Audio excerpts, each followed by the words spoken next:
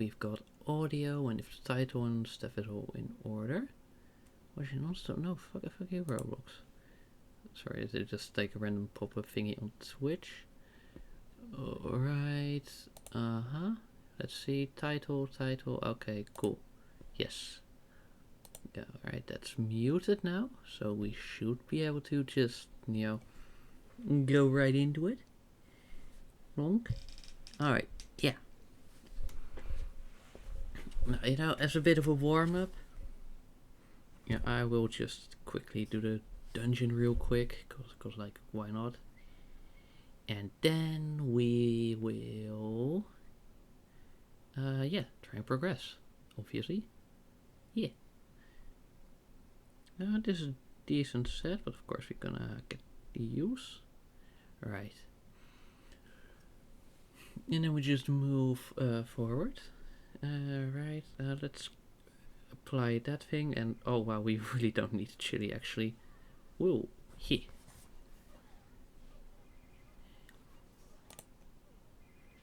And wow, like bro, just one chili, and we've already gotten rid of pretty much all the team. We don't even need to attack this one really, because the poison effect will take him out. But we do want the coins, of course. Some nice little bit of what one would call stonks. So yeah, okay, and then we hit use. Because that one's gonna get stronger if we don't deal with it right away. Alright. Probably just one more turn if we just hit the whatchamacallit. Also, how do you work again? Target takes the... Okay, well, of course we're not gonna do it on Chuck, because he is extremely weak. But that should take out most of them. Yeah, see? Just one hit, bam, and on we go. Alright, pretty solid, pretty good base, pretty good start, I do not have the reason to complain. Alright, then we take that one, because he is really annoying if you let him be for too long. Let's see, yeah, okay, that one's gonna take one more hit, and he's out. Then we got a normal ninja and one of the big boys, sort of like a boss. Okay, we're a little dicey, but should be manageable. Let's see, does it take him out? No, so then we can just heal again. Oh wait, dispelled, we still hit that, and at this point it should be no question. There we go. Gone. Okay, just 2 more waves before we actually get to the challenge. It's just like the dungeons are like the dailies and a bit of coins and all that. Right, so let me just go for that again. For a proc, because trust me, for the boss you really don't need to... Wait, why do I say proc? I don't think that's technically what a proc is. Like the boss won't need chili, like that's just one dude, and with the marksman thing, that's just gonna take it out easy peasy. And bam, you can't even heal. How about that?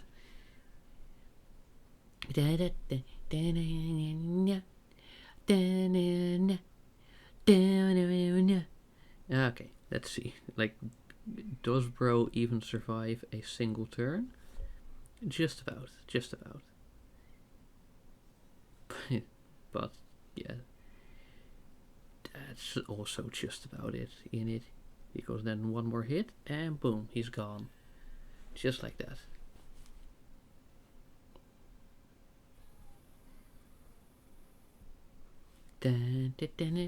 Let's see how many coins we get. Ooh, that is the best possible roll on the wheel, funnily enough.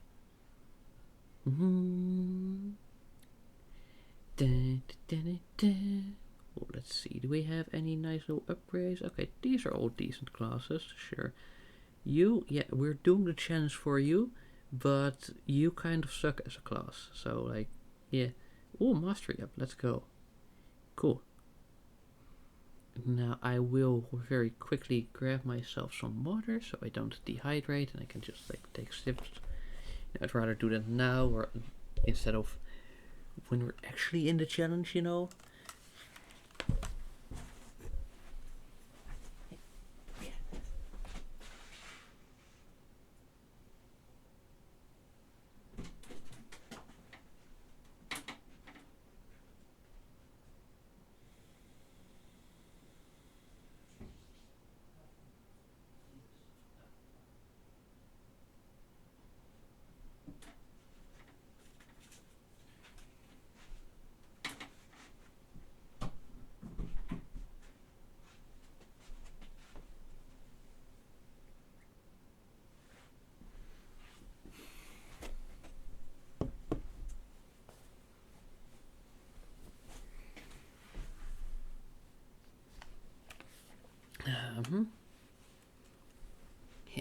Okay.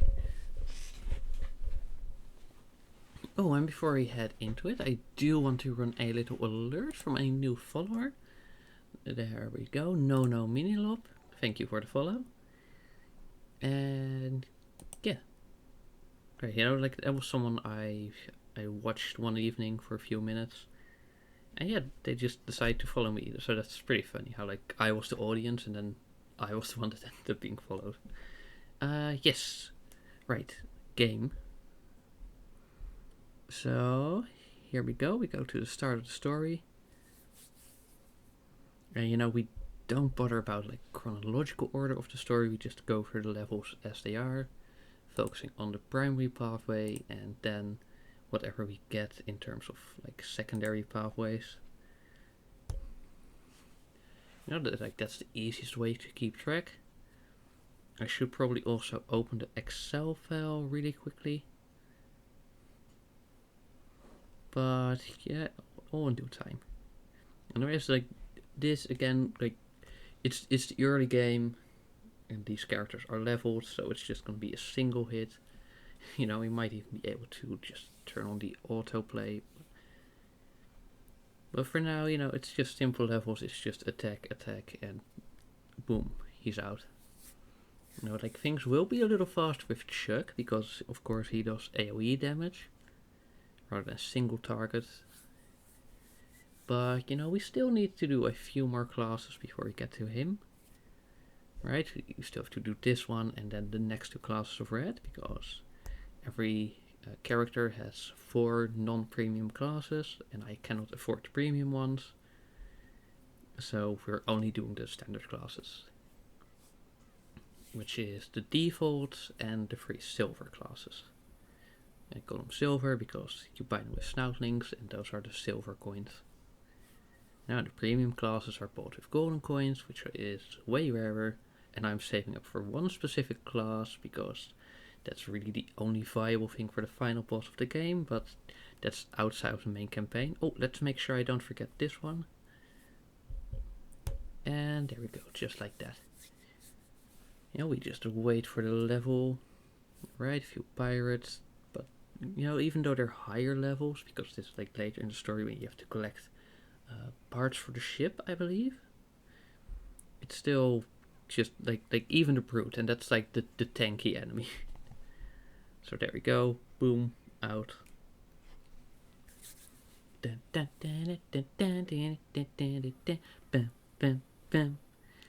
Okay, and of course we roll. We don't really care about the loot because these resources are pretty much useless at this point. You know, we can't really craft or enhance, and you know, no, even if we do enhance, it's still like we have so much stuff that that this doesn't really add anything. Alright, the first wave battle. Now, again, not really anything special, but hey, you know, we might see how the auto thing fares, or just do like manual for now. Yeah, this is the very first wave battle in the game as well. And there's nothing really special, it's just like multiple battles back to back. And oh, you know, if you fail, you have to try again. But at this point, the only way to fail is if you were to only do defense. And then you still have to like play for an hour for the damage to actually tick up. And in the story, this is where Red is also solo. And then at the end you would free Chuck, and that's how you get your new party member. Also, soundtrack, I really like the soundtrack. I think it's a cool soundtrack.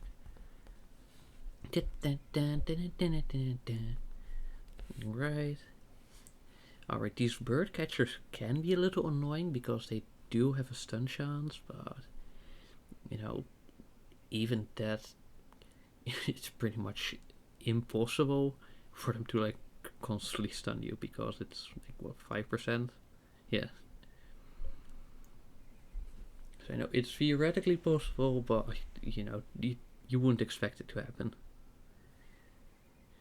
And you could probably even reroll on levels with multiple of those to just make sure it only has one. Because generally it's a pool of enemies, you know, very few levels have set enemies. And even those tend to only have a specific enemy set and still some randomization.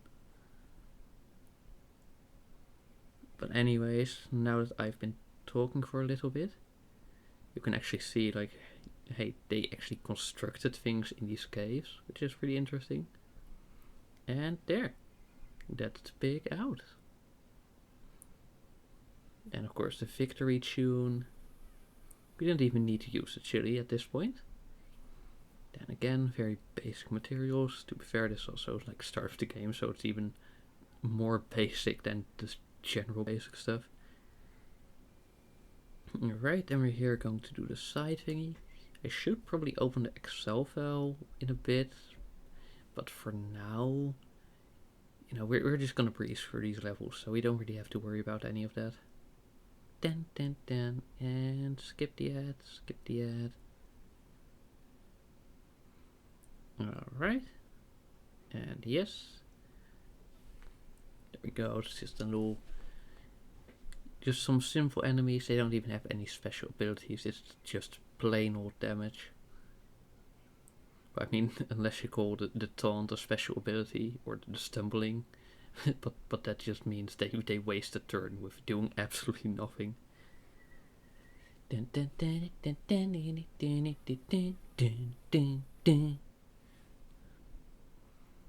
I like the way that all the classics that use a star system have slightly different rhythms to how they will show the star. Oh, hi Basil, welcome. It's been a while, I think. Meow. There we go, something like that. I hope you're having a nice day, and of course, welcome. You just say hi and then you leave for a bit. No, this is fine, no worries. You know, we're chilling. This is a very casual place. Oh, hey, we have a slightly different battle tune. It's a bit more upbeat. Now here we go. This is one with like sort of a special ability, but not really. No, it's just it can make all the pigs focus on one target. But like there's only one target in the first place, so it's kind of useless. But you know that's just like a set behavior. So even if there's only one target, they will still waste their turns on charging that. I also like how it takes multiple turns to actually command instead of just doing it. Like some of them can do it right away, and some of them can even combine it with an attack. But that's very rare, I believe. Or is it only us that can do that? But in that case, it's not that we're like commanding the birds to focus, because of course like we do that however we want. But it's that you make the pigs focus on one specific bird, and that can be used to either draw fire away from a weaker unit. For example, if you're using Chuck, he is made out of gas station toilet paper. Like, look at him, 5,000 health. Whereas here, 8,000. Here, 6,000. Here, 6,000. Here, 10,000. And like, and this one for red isn't even like the highest level one I have. Anyway, let's focus on you so you don't stun us, and after that we can probably just let automatic take it over. And if not, we can always disable it just like so. So it's not that you just have to see how the bots do or restart the level. You can just pause the automatic thing and just take over. Step in if it tries to do shielding. Like I had it once, and it was for a level where I just wanted to grind resources. It was one that was pretty easy to do, but then red kept shielding instead of just taking out the enemy, so he was just slowly losing health without actually progressing. Like it's a pretty like primitive system, but fortunately a lot of the time it does work as long as the level is pretty simple. You shouldn't expect any sort of strategy or like good ordering to make sure you get the most optimal combos. But other than that, it's all coins. Yoink.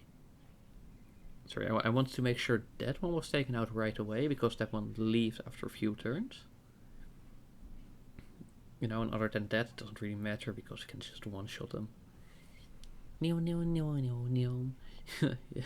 Bro put on a shield, and it did absolutely nothing. It did nothing. Okay, I think using the chili was a tad bit overkill for an enemy with only less than 100 health, even like 84 health. Yeah, we're absolutely one-shotting, but that's because right now we're just revisiting the early game.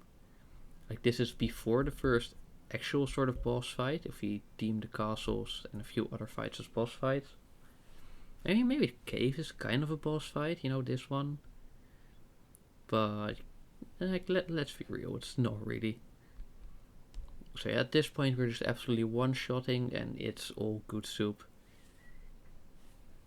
Alright, let's take out this one so we don't get stunned, and then we can just let the bot take over. Now, I don't do a lot of these streams back to back because it does get a little repetitive at that point. But it's been how long since I did the last one of this? Like I did only. Oh, you've never seen this game? Well, it's Angry Birds Epic, one of the Rovio classics.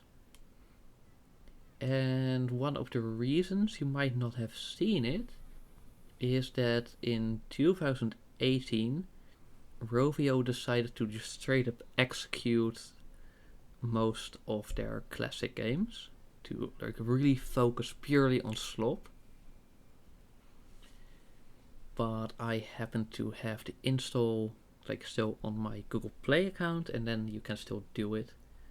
But for a few other Angry Birds classics, I actually like needed to get an APK to be able to play them.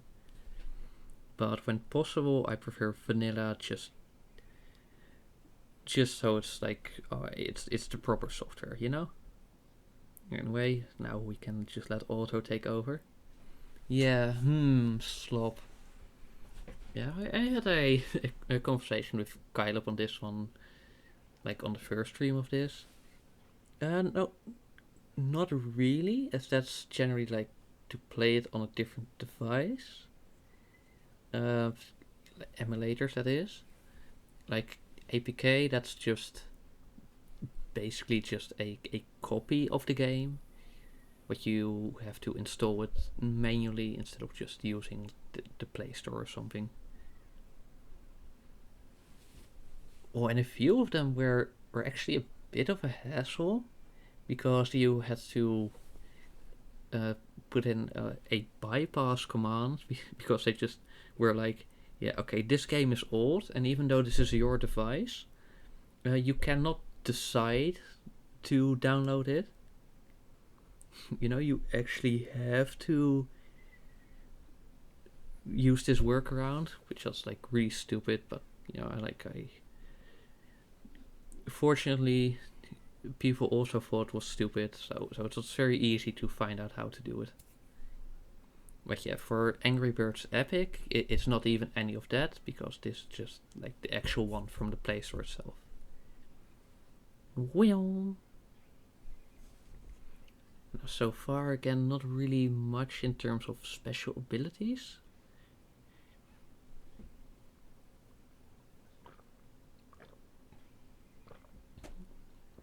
Like we had commanding, we had poison, we had shielding, but the one that I think is the funniest in a way, even though it can be really annoying in gameplay, like lore wise it's kind of funny, and it's the tickling, the ones with the feathers. It's like, oh yeah, your bird is getting tickled, and so you lose rage. And that's the thing that fills up this chili. And the reason I started the filled one is because I bought an item, but like now it's empty and it's filling up, but then this one empties it again. But there we go, now it's starting to fill up again. But like at this point you're not gonna stay in battle long enough for it to fill up again. Like what? It's a quarter, 25% or so. So that's not really that much. But yeah, in some later battles, it can really make the difference. Well, at least during like the first playthrough when you're less leveled. Sorry, not even much less I? Did you miss a few letters there, or am I just not understanding you? Not even much less I. Huh. Anyway, ooh, coins, money, yes. Don't mind if I ask. Oh yeah, this one has a very, very fun little trait. Incompetent minions. Again, it can be a little annoying to fight against. Because sometimes you have to take out a few minions first based on their abilities, or it just happens as collateral damage because this commander thingy is like pretty strong and it has quite some health in comparison to the others. And then if they also come with a pretty decent damage ability, especially one that's got a pipe, because his ability is also to increase the amount of damage he does, and then that stacks with his multiplier for some allies being down.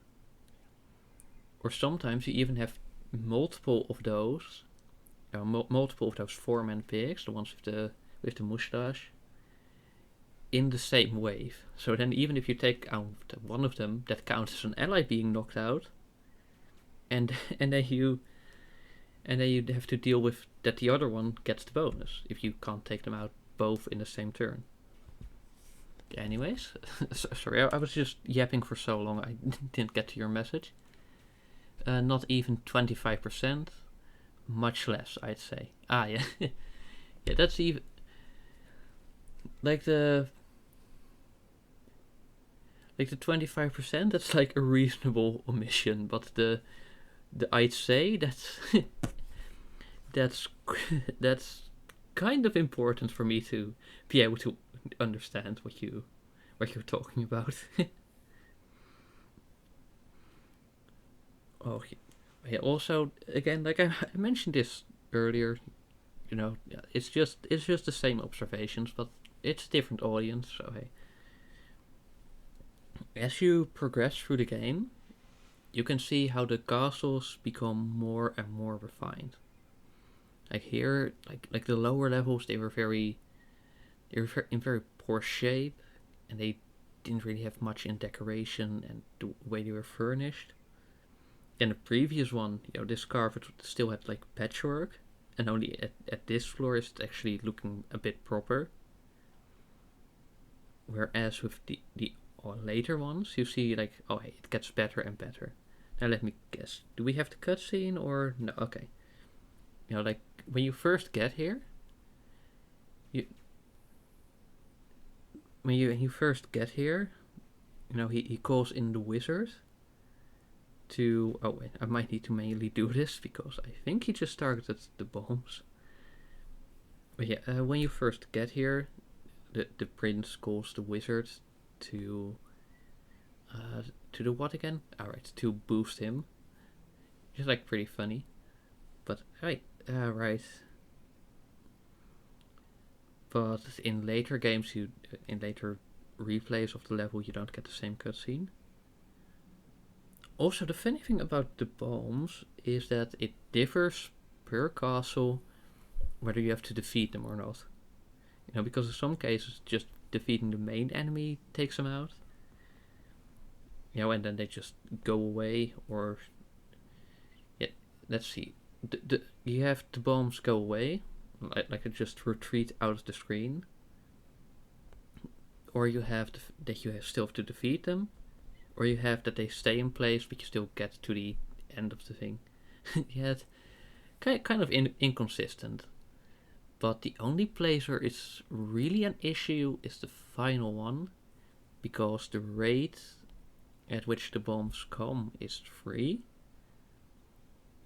And if you're like down on units, then you might not be able to take down all of the bombs before you get the next wave.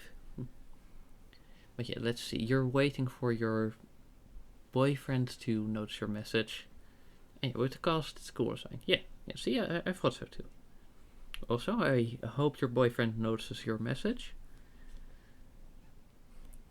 You know, otherwise just waiting for nothing. Right. Oh, right. I think that was the first wizard enemy we saw in the game. And funnily enough, they're not based on the design of pigs in the mainline games. I mean, like, maybe this is technically mainline. You know, if you look at, for example, Angry Birds Classic, you know, just the very first game. Then you've got, of course, the normal pigs, which, like most of the Minion Pig variants are.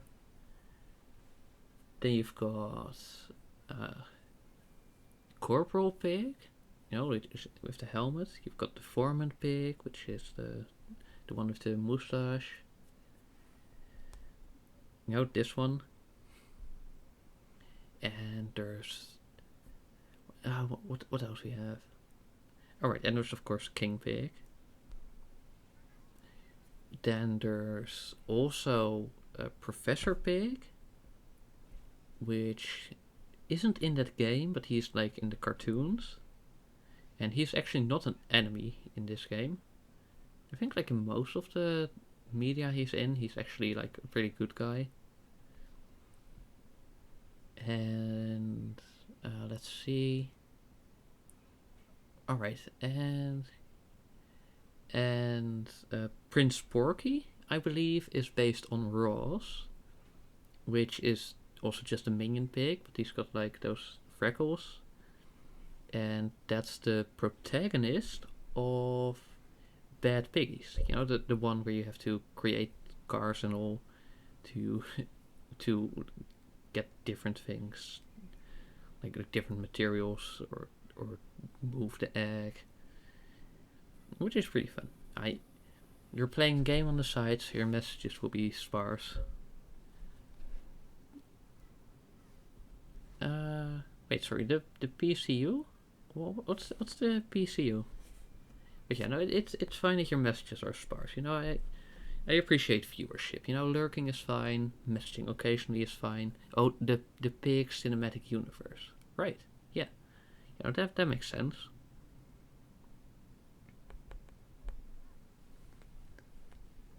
You know, it's going to rival Marvel in the box office. No, but I also do it like relatively often, that I just put on a stream in the background, so you know, like it's fine. You know, there's no obligations to chat. It's already nice that there's people interested in the first place, you know. Ooh, quick little battle. Dun dun dun. Though generally I do check that then whatever streamer I'm doing, because if it's not anyone I'm following, then I just browse in specific categories or tags. I do make sure they don't have like followers only chat, so I can actually send something if I do want to do so. Yay, more advertisements. there are so many advertisements in this game. It's ridiculous. Okay, anyways, we can skip and skip. Yeah, see, Angry Birds Friends is the only one of the classics I'm not really interested in. Yeah, usually you have something in the background, although right now it's Dragon Ball Z. Dragon these balls. Generally nice to support you though, and damn the ads. Yeah, no, and again, thanks for the support. Thanks for stopping by and checking in. That's really nice of you. It's very much appreciated. And yeah, it's a lot of ads. Red, why do you go for the defense? You can one-shot all of these enemies. What are you doing? Anyways, silly Red.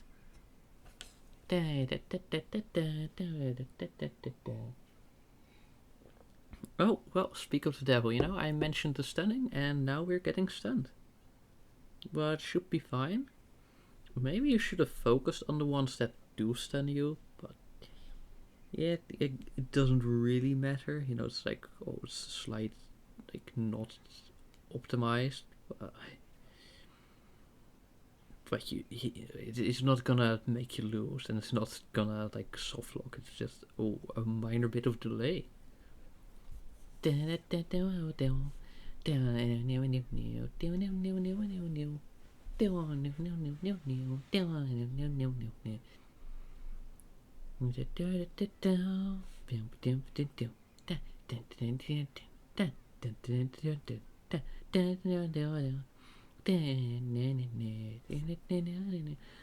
Sorry, if I can't think of anything to say, then I just like go along with the music. Oh, and if you were curious about like what those pigs drop, the one that's just a coin without anything on the others, anything on the sides, like where it's just round or roughly round, those are the snoutlings, the primary currency of the game. And if it's and the thing that also looks sort of like a coin, but it's got like a little banner sticking out on the side, like this icon here in the corner with the 720 counting down, that's mastery, and that actually levels up your bird specifically. There's also XP, but that doesn't drop anymore, or maybe it does, but anyways, like we're max level already, and that levels your team in its entirety. Whereas mastery only targets birds, and then mainly the class that you're playing as at the moment you get it. But there's also the shop, the dojo, where you can get mastery at a little bit of a higher rate. And then there's what do you call it? Sorry. Alright, and there's also like in combat you get mastery, and that focuses on the class you're playing as at that moment. But you also get a bit of mastery. I believe it's like half. No, that might apply to just any and all mastery you get actually. And that goes to the other classes you have. Which also means that you don't just have a class that's all the way down at the bottom in terms of how it is. Which of course is pretty nice, so because otherwise you have to get it like all the way up, and at that point it might not be worth it to try and branch out. So they're keeping it moderately balanced. Yeah, okay. Wow. Right, again, like it's a lot of basic enemies, so nothing to worry about. Even if it was different enemies, we also still wouldn't have to worry about it, because it doesn't really affect things much, at least not at this stage. But no, actually, because this is like the side branch, which means it's behind gates that you unlock with keys linked to defeating specific castles. So this first one, the second castle, so it's still pretty weak. The second one gets a little stronger because of the third castle, but only after the third one, which is the final castle, the sixth one, and that one is really high level, but it also has one that's like low level for some reason. But yeah, you'll see in a minute or so when you get to it. And now it's just a few more levels. I don't know if they're all wave levels. No, okay, a few of them are waves and a few of them aren't. Yeah, I still remember that, yeah.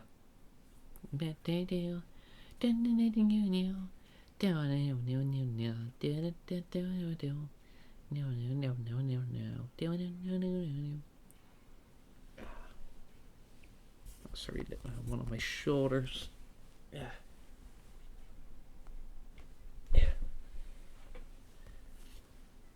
Wee, okay. Nice. So.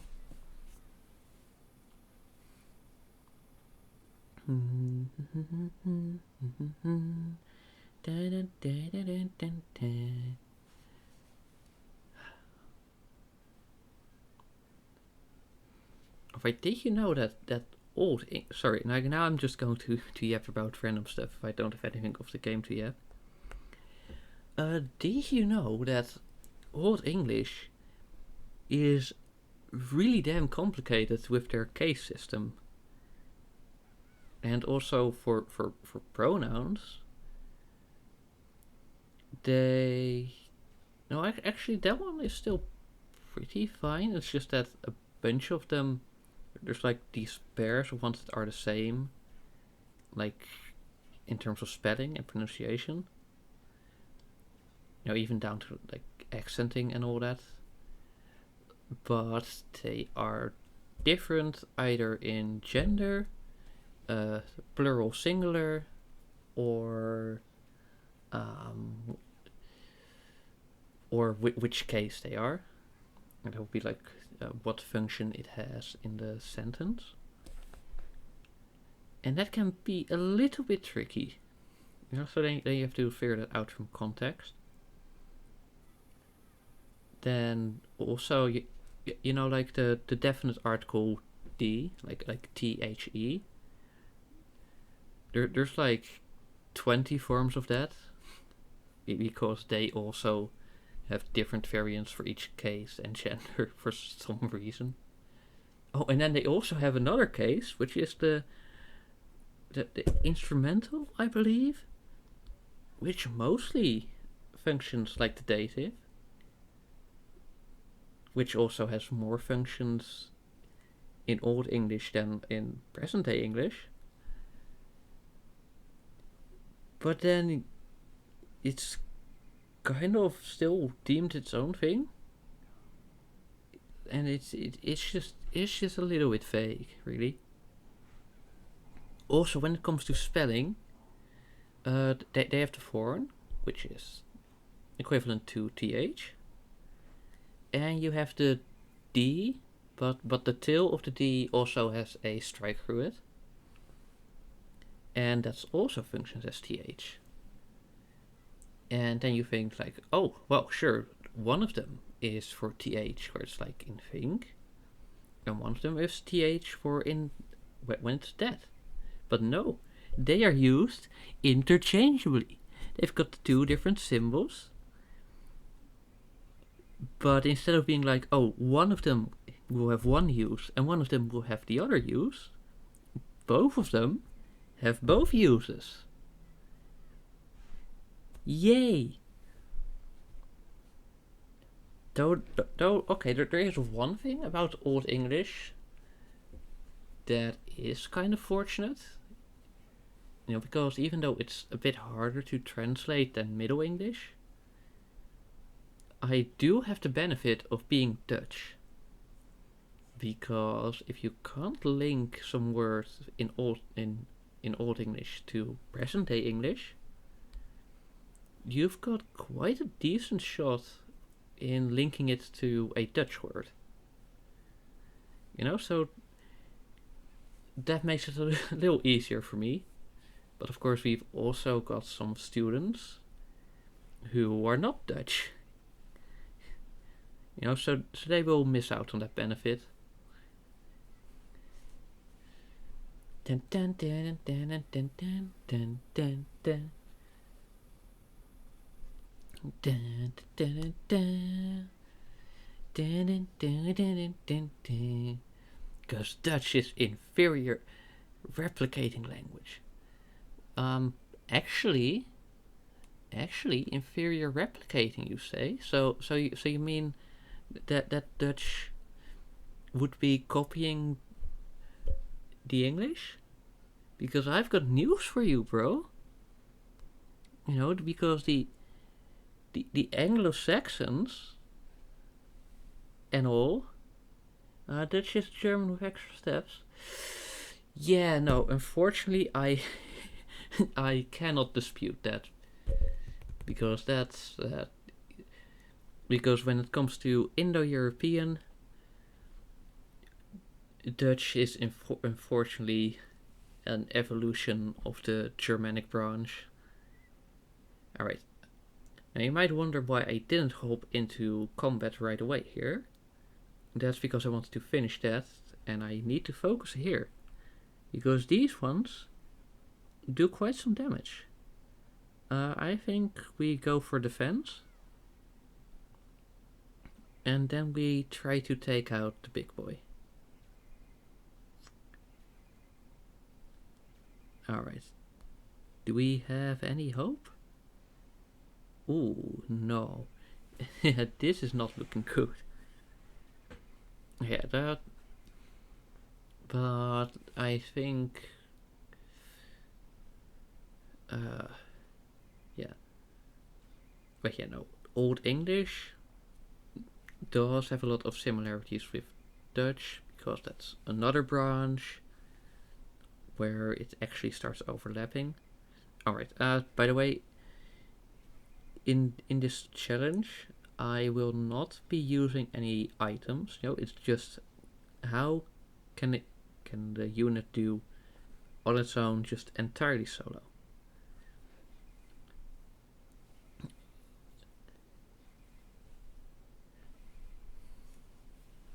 But yeah, red is dead. Alright, let's try again. We run down the timer, and we're gonna give it another shot. Down, down, down, down.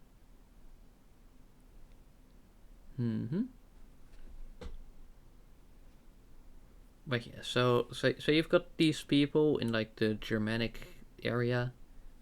You know, it's only really divided formally into different nations later.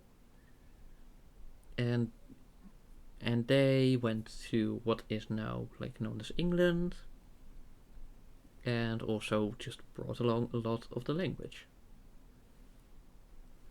Also, funnily enough, present-day Frisian is the closest living language that Old English has. In case you're interested. And in case you weren't, well, maybe you should be. How about that? Right, so here we're just doing this and trying to hit the defense. See, now Frisian, but if you write it with a Z, then it would seem like a language related to that character from Dragon Ball, I believe. Now, seeing as you did mention Dragon Ball, I am assuming that's intentional. But just in case, let me spell it. This is the English name for the language. Alright, well, this battle is not looking like it's progressing that well. But you know, we could go for another shot. Right, I'm gonna do 2 more tries. One of them is just targeting one of the smaller birds directly. And one of them is shielding first and then focusing on the smaller... No, not the smaller birds. The pigs. The enemies are the pigs. Come on now.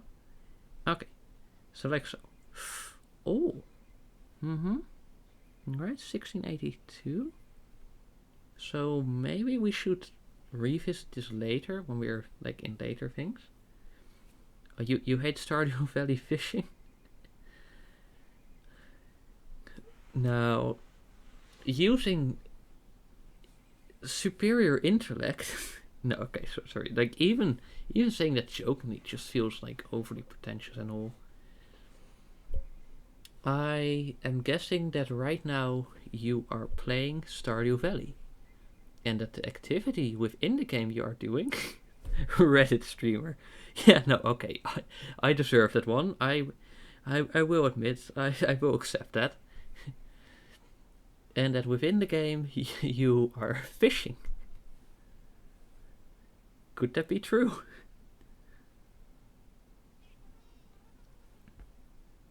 Yeah, okay, consolation prize. And no, you're not. So you're just complaining about it randomly out of nowhere? Or do you mean it's like you were doing it, but then you stopped doing it by the time I said it, so technically at that moment you were no longer engaging in it? You know, because that could also be it. Oh wait, no, right, I meant to shield first. Also, I realized my follower thingy isn't updating. Where is that one? There we go. Cool. So that's fixed. Nice. But, you know, enlighten me and tell me, what is it about Stardew Valley fishing that you hate? Alright, and the reason I shielded here is that first of all, like, hey, it's different, so like maybe that's gonna work better. And second, it's still gonna take 2 hits to take out the small ones. So it's not like there's turns lost past the shielding. But it does seem that we're not going to succeed this level. It's expected. And you're playing a game which has the same fishing system as Stardew Valley. And you need to keep a bar on another bar? Okay, so I'm guessing it's like moving? And you find it really hard? Huh. And I thought you were talking about like drop rates or like what kind of things you get from fishing. But it's just that it's a difficult mechanic. Like the like I haven't really fished in a lot of games.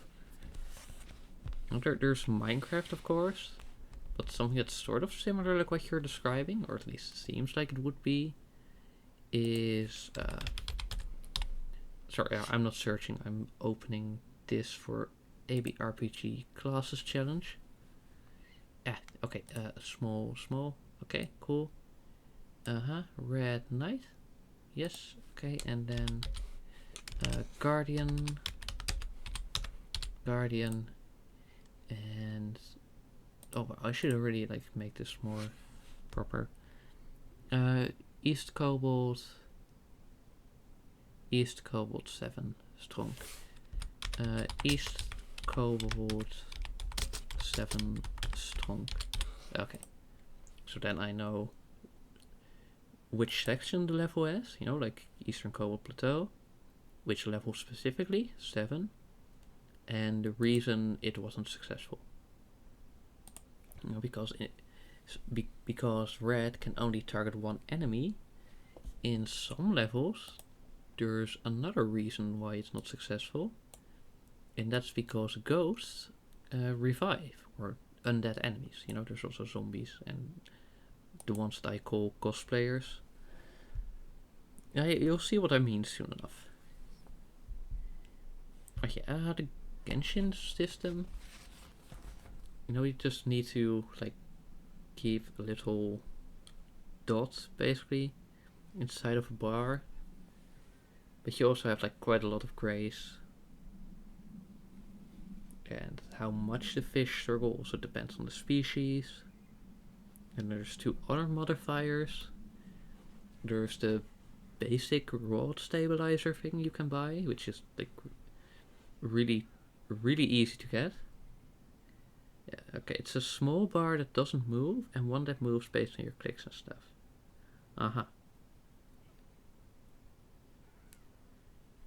Right. And I probably to like understand it I'd have to see it. But anyway, like Genshin's that one's actually pretty easy to do. Alright, and another modifier is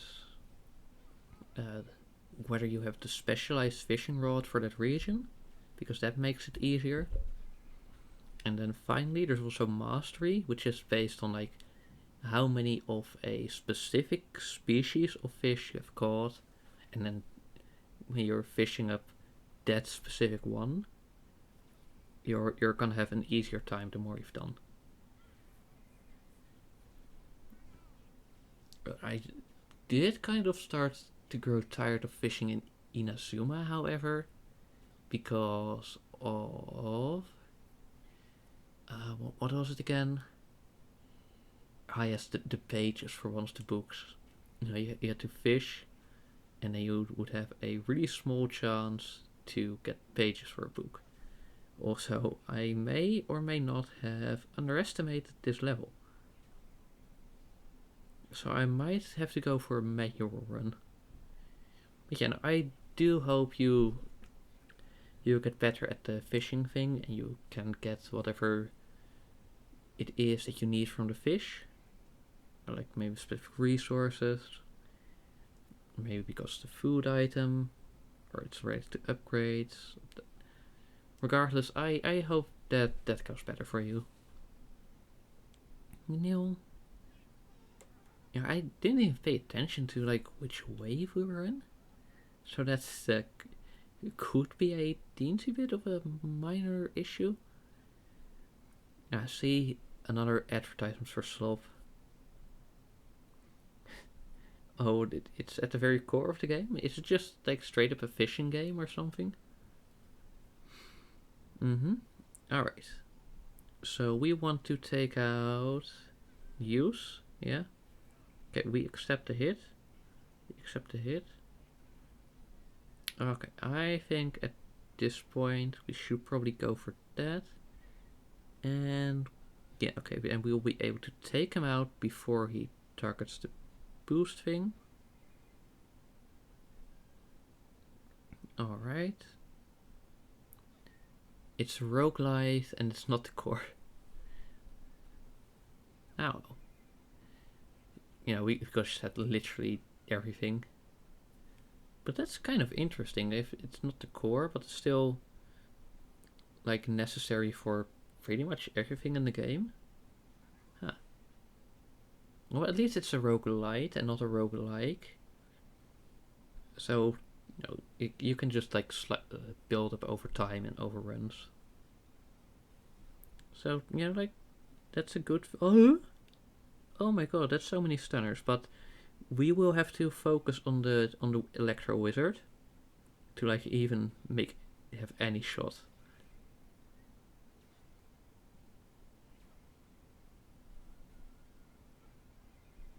Alright, let's see, 2000, you've got 1300. And how much are we doing? Not nearly. Oh, and we're stunned. Aha.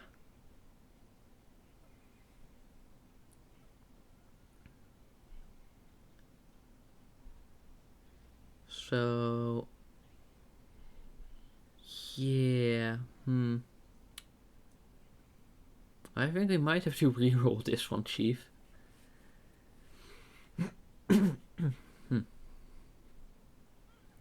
No, maybe. No, we are so doomed.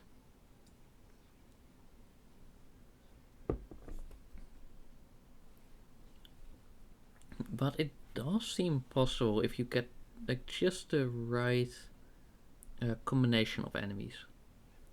I think the way we're doing the first wave is pretty solid.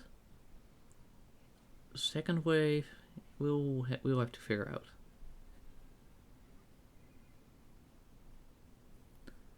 Oh, you're already going for it. Okay.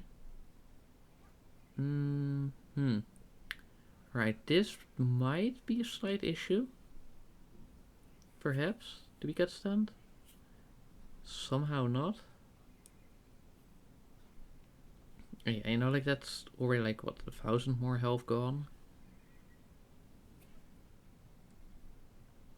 Right, then we shield. Then we go for whatever is the next one. And then we give it another second. And then we... Oh, we're still shit out of luck. Okay, how much damage do you do actually? 1100. And you do 300. And you do... I don't know which one is the best to target actually. I think I'm still gonna go for the Electro one actually.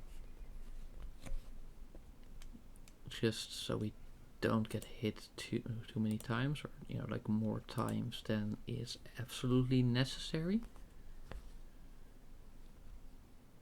Alright, we do 1127.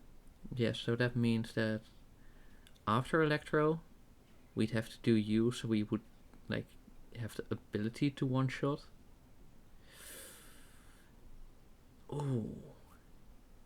Oh, now I don't know if it's better to shield or attack. Maybe let's get rid of the central one, just so we lose the debuff. Then hope you indeed target like so. And gives another chance. Okay, then we want to shield up again. Oh, but I don't know if you're gonna make it through the final one. Okay. Whew. Yes. Okay, we're stunned. But we're making decent progress.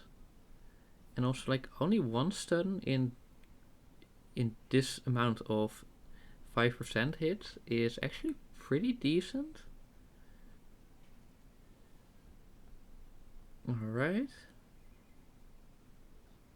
Now off to see what the final wave is about, because I think it's like a 3-wave level. Oh, but this one might be a little tricky. This one might be tough actually. Yeah, no. That's not gonna be it. Like one hit of this one and we'd be dead straight up. And if not, then simply like the death by 1,000 cuts approach.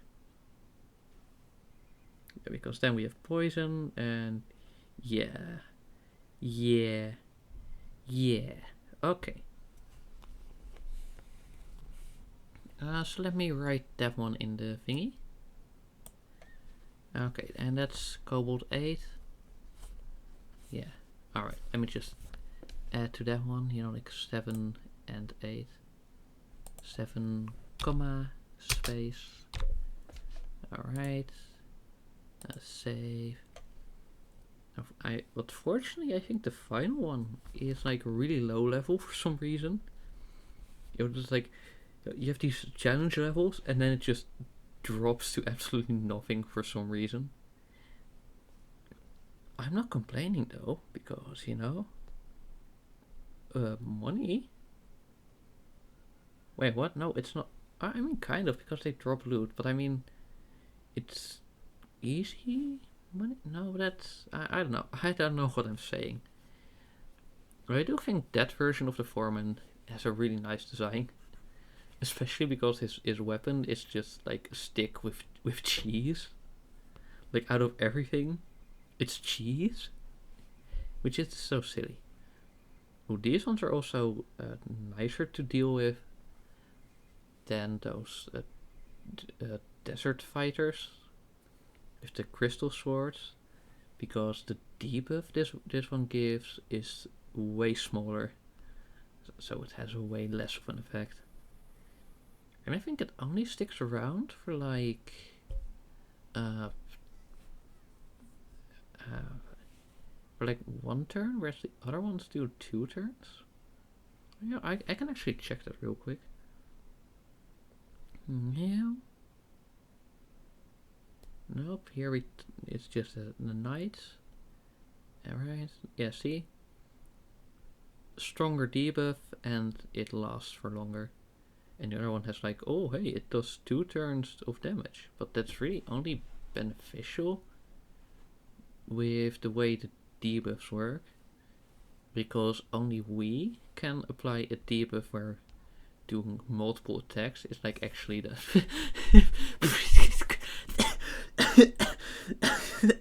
sorry I am seeing that a message is being held and the combination of the message being held and the reason being bullying. Oh, okay, Twink. Yep, I guess. Yeah, but yeah, I'm gonna allow it. Okay, Twink. Yep, I guess. Message held. Reason bullying. Oh God. Okay. Oh, this reminds me of one of my streams earlier late last year, where there was also something really funny and whoa. Okay, give me a few seconds for like vision and hearing to restore. Whoa. Okay, oxygen.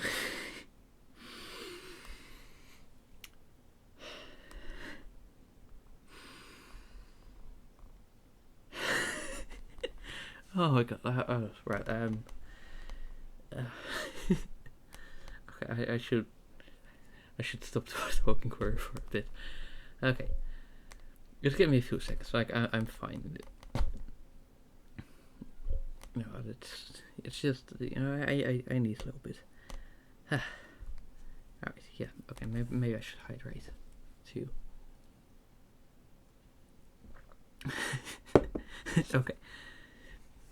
Anyways, as I wanted to say, Yep is kind of the entire point as a streamer. You know, like you want to be talking about stuff, so you're still entertaining.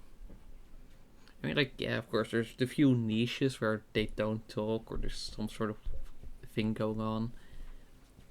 But I am just gonna be like the 95% in that I just want to be entertaining in some degree, at least through my talking.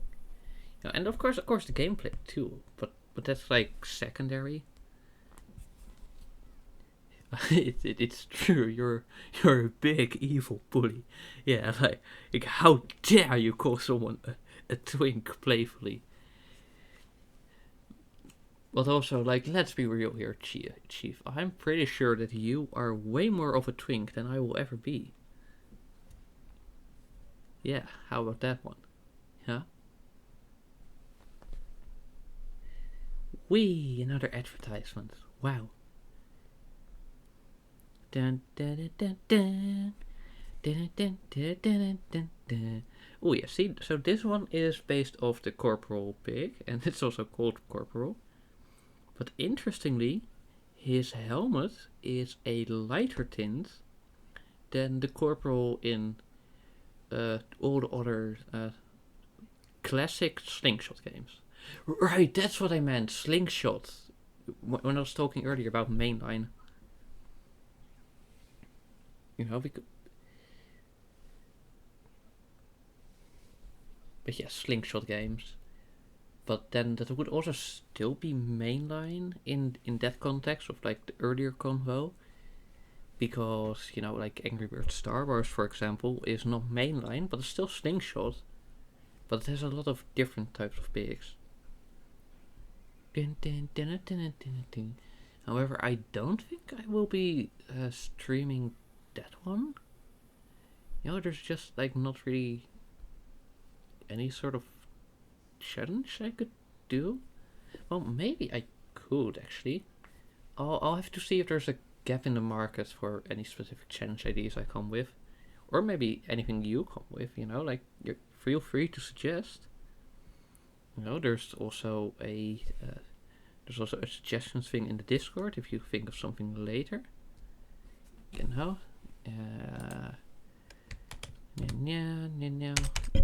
Alright, this is probably like the first time I'm using this command live. Does it work? Yeah. Oh, okay, maybe I should like make that not show up on the stream layout thingy, because like that's a little messy. But yeah. Anyways, what's this?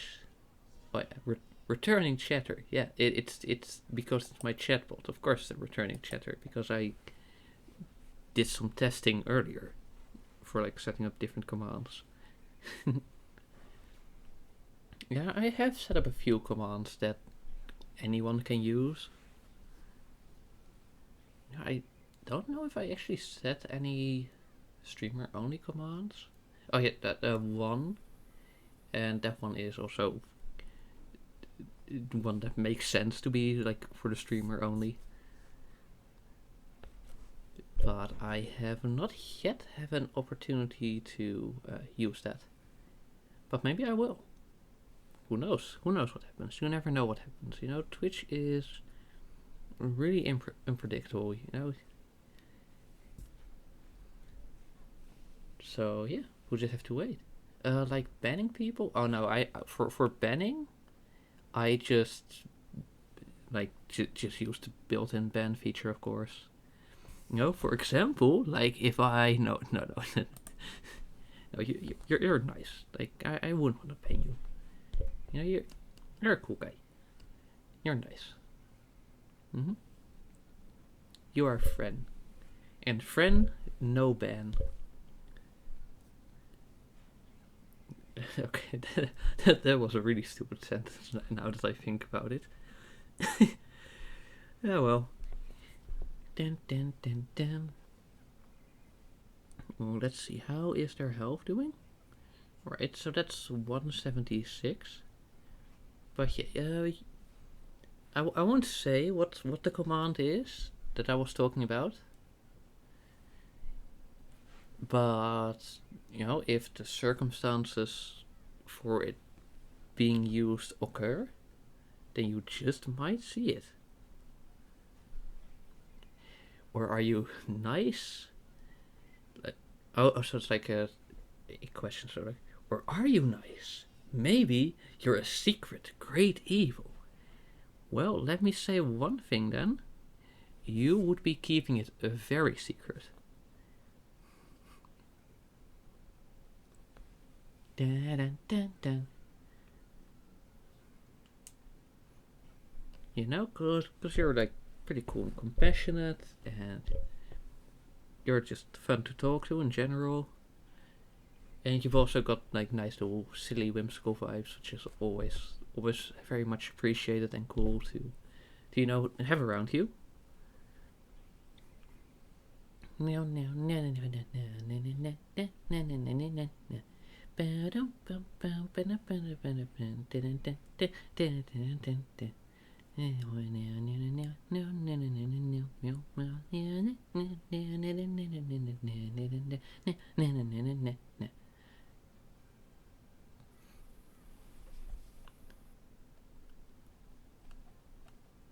Oh, hey, that's interesting. I just noticed that the chat command I used doesn't show up on my stream screen on like the OBS thing, like what you guys see. But yeah, no, hey, you're welcome, of course. Like good joking is fun. I do like to have like moments of like genuine statements, genuinity. I don't think that one works too well like that to match.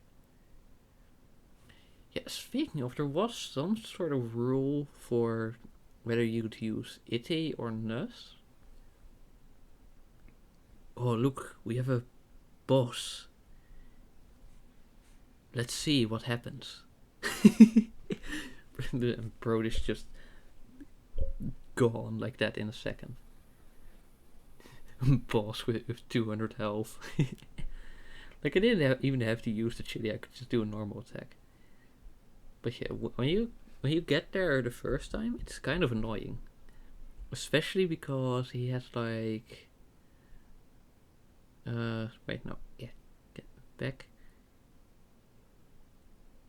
Because yeah, he removes helpful effects, so you can't, for example, use Chuck's little lightning shield, or just a normal shield, for that matter. There I was like, oh yes, itty versus ness when it comes to suffixes.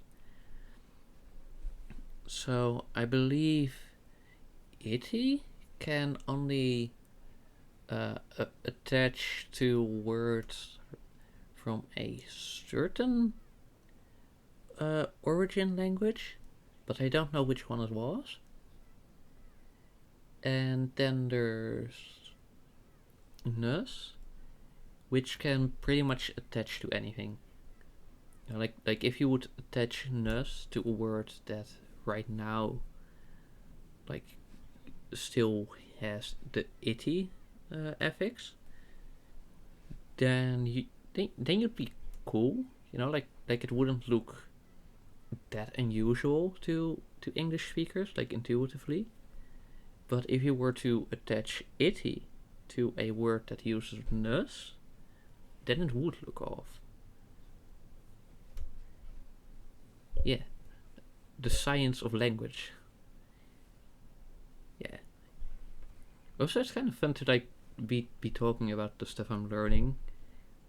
Because, well, first of all, it's genuinely interesting. That might also be why I'm studying it in the first place. Like, why would I study if I wasn't interested? And secondly, it also helps like refresh the knowledge in my mind if I actively like try and drag it back up. So that's also cool.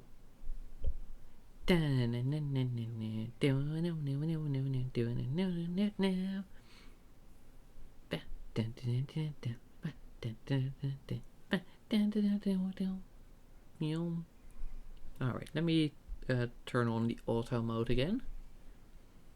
Okay, like so far it's all pretty easy, it's all pretty chill and casual. And I think only like after we get past the second castle, we'll really get more challenging levels again.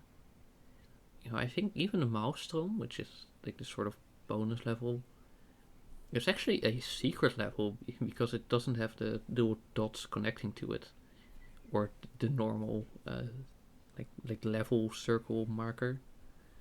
So the only way you'd know it's a thing is if you heard of it, or if you played it, or if you just like accidentally tapped the thing that's like, oh wait, that's interesting, what does this do? And then woo, the level.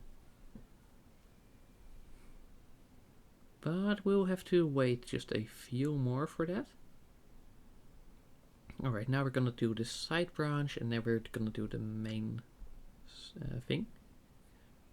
Alright, for this challenge, the friendship gauge levels are actually kind of nice, because by default you can only bring like 2 normal birds in, which means that if you're doing a solo challenge, you only have to remove 1 instead of removing 2, which is just like slightly more convenient. It's not like it makes a lot of difference really, but it's a bit of convenience nonetheless.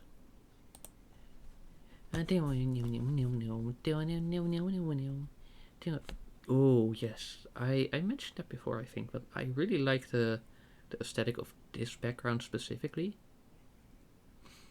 Smart. Also, you were talking about games you could play, yes? Oh yeah. Like you can suggest games for me to play, But what I was more specifically talking about is challenges for Angry Birds Classics games. And then we skip Angry Birds Friends because I don't really like playing that one. I mean, like the same gameplay loop is pretty cool, but with the fact that it's just new levels every so often, rather than actually working towards something that's just a system I don't really like in games. I mean, like there's a few kinds of games where that's like a thing, but then you can also, but those are more sandboxy. For example, in Minecraft you have the ending, but other than that there's not much to work towards. I mean, maybe achievements, but I just like, oh hey, this is something I can build, or here's an ID, you know. But yeah, simply put, for the Angry Birds Classics games, if you have any ideas for challenges, you know, I feel free to suggest them in the Discord as linked above, and you know, I will take a look at them. No, I always like take suggestions from viewers and fans into serious consideration. It's just that it might be a while because I have like limited time. You know, the streams is just something I do for fun. I'm a full-time student right now. And I also have this backlog of things where it's just, you know, basic playing of the games already takes like quite some time. But yeah, you know, if it's fun, then it might just be a thing. You know, like I don't have a hard limit where it's like, oh, I need to play this game and then this game. Like only within like very story heavy franchises. You know, like, oh, I want to make sure that it's in the right order. But other than that, you know, it's just like whatever game I feel like or seems suited. Yeah, imagine studying, lol. Hey Basil, how is your studying going? Like last time I checked, it was kind of well. But you know, if this is the mentality you have, then you know, I wouldn't know. No, sorry, I'm just playing with you. I'm sure you like put in proper effort and are a responsible student, right? Oh, hey, yes. See, this is the one I was talking about earlier. The one that's literally just Mario. Oh, I also think this one is kind of funny, like aviator hat, and this is just a pirate, but it's an air pirate, so he's got a different hat. But he still got the pirate perk of Dirty Tricks, immune to harmful effects, which can be a little annoying, you know, because then you have to rely on raw damage. But but unfortunately, the pirates most of the time are just like normal strength enemies rather than the stronger targets within a level. I mean, there's that version of the 4-man and a few bosses, but other than that, the pirates are pretty doable. Oh, for a game you want to suggest, it's pretty story heavy with lots of dialogues. It's called Limbus. Okay, so is that just Limbus or Limbus company or corporation? You know, because I heard there was also a game like that. Alright, so lots of story and lots of dialogue. Okay. You know, I'll check it out if you like specify or link the game.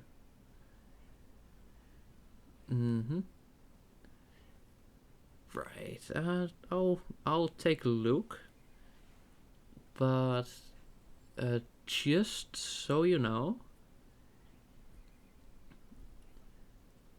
right now I'm like already like heavily into Genshin, and if it's anything like that with if just so many side things, or if it's like very grindy, then there's a decent shot that just won't be it.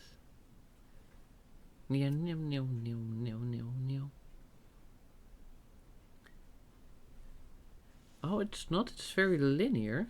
All right. I might check it out then. Always worth a shot. No, regardless, it's gonna go on the games list. So people can also see like, oh hey, it's been suggested before, and then they can also see like whether it's approved or not, and in the case it isn't, then also what's the reason and what is the kind of why it's not. Yeah, sure. Send me the Steam link. No, that's cool. I'll have a look see. Oh, and your studying is fine. You finish your exams, so like the finals, or do you have like another part of the school year to go? And yeah, it's silly indeed. I do agree. You're entirely right on that. Dun dun dun. Oh, so maybe that's why you're back on the streams. Like first, you were just locked in the studying minds, in the school focus. Yeah, no. And now that you've finally done the exams, you have time to go and watch silly little streamers such as myself. Now maybe what also helps is like, we were friends outside of that already, but yeah, details. Oh yes, of course we go for the money, and then we go for the foreman, and then I'll turn it on to auto. Yeah,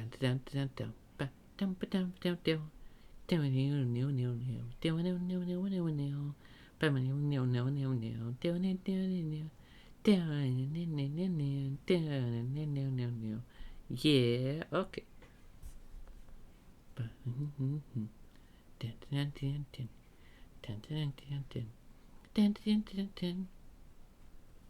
Oh, also, FYI, and like this week's stream schedule,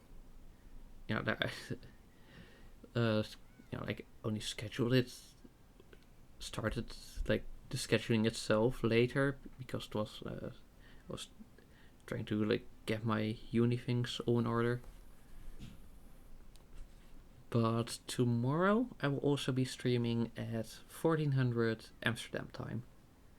I don't know what I will be streaming, but I will be streaming, or at least that's the plan. I never know what happens, but I am intending to stream.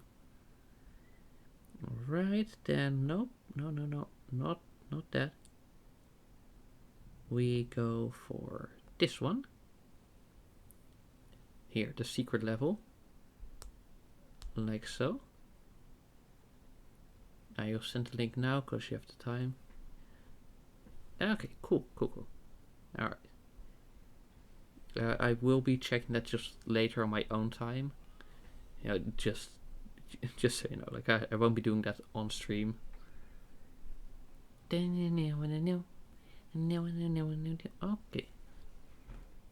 Like this goes like, oh wow, it does pretty much no damage, and it heals for that same non-amount.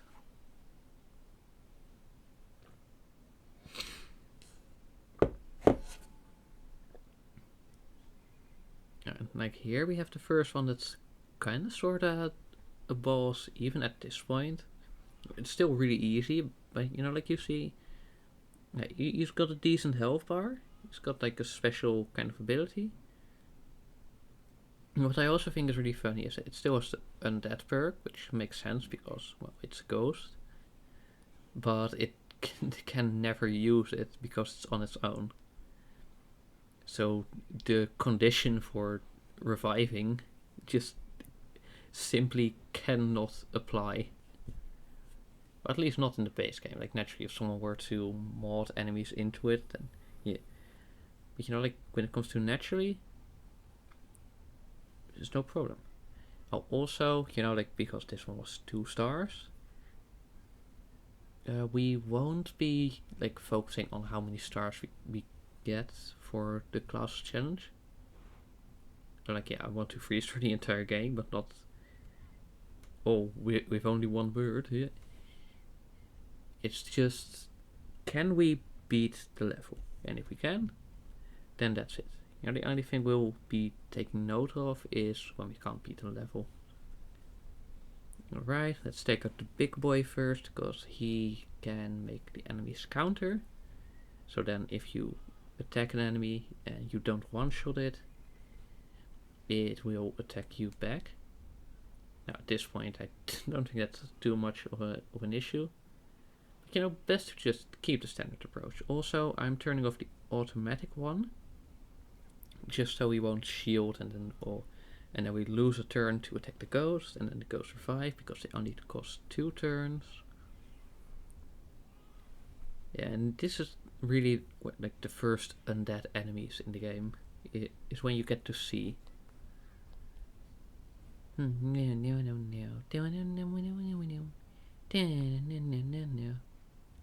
we can still one-shot them. But it's still like good practice to focus on the big pirate that does the counter thing. Rather than just be like, oh, it doesn't matter, and then you get to a level where it doesn't matter and you need to readjust. And it's like, you know, you could also just not like go all funky and just keep focus.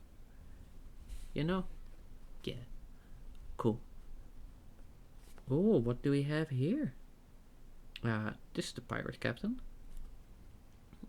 Yes, because the undead pirate captain, it's one of the undead enemies I call cosplay category.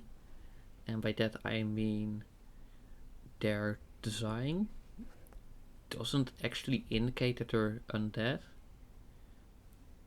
You know, like it could just be a cosmetic item they're wearing that fits the undead vibe.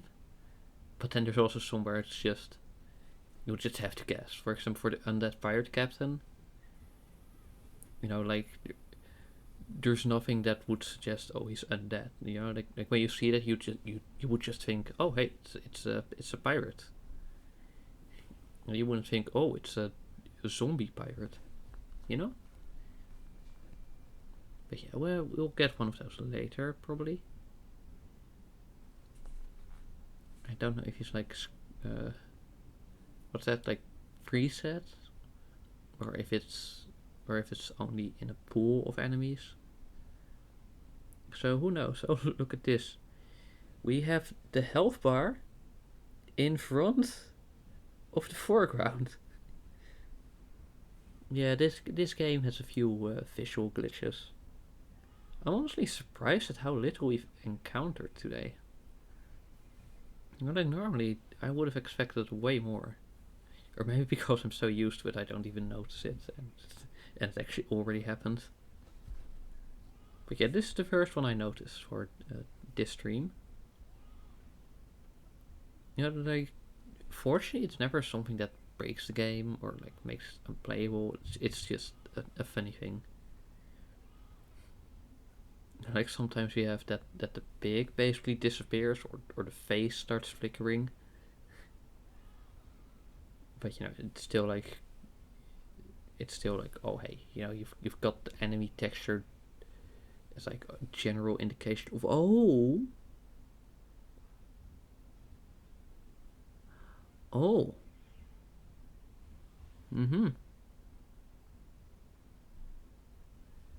yes. Okay, so this is the first one where we're not gonna get stuck just yet. But Limestone Lagoon 2, we will have to do a weapon change. Because fortunately, red... no, not here. Red does have, yeah, chain attack. And what does, and what, well, good luck, you're very cooked. Cooked for what? Like, like that makes me slightly worried. I hope things are okay over there. But yeah, chain attack. That means that when he attacks, he has the chance to also attack another enemy. And with that, we can slightly. You can take out slightly more ghosts. Now, because normally you can only take out 2. But with this, we should be able to take out up to 4, I believe. Or 4 ghosts and 2 zombies. If you have like absolute perfect RNG.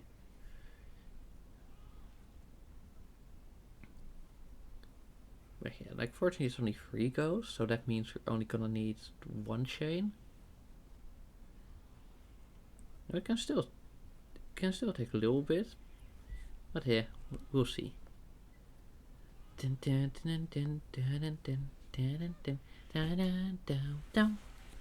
see? Chain attack, ghost gone, pretty much instantly.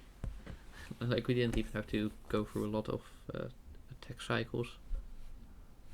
It's always very fortunate, because that means we are progressing at quite a nice pace, if I do say so myself. Ah, very nice. Yes, very nice indeed.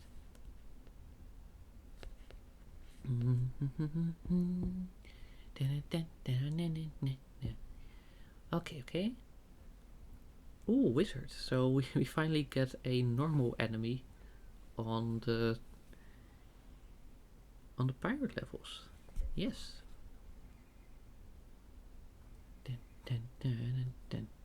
Yeah, that's just turn off auto mode. Oh, bro.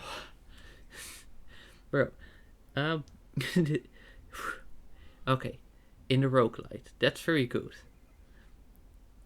No, like it's a bit different in the chat box you have here, but for the one that I have, where I also have the moderation features and all, the line break was right after the word died, so that was. So there was a little moment of, wait, what? and then the next line, in the roguelite. Okay, cool.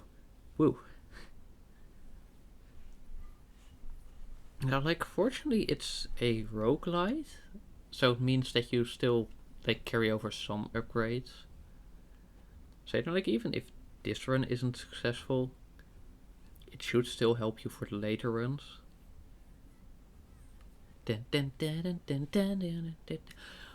Oh, that reminds me. So there's this game called Blueprints, which is also a pun on blueprints. It's like, the little design thingies.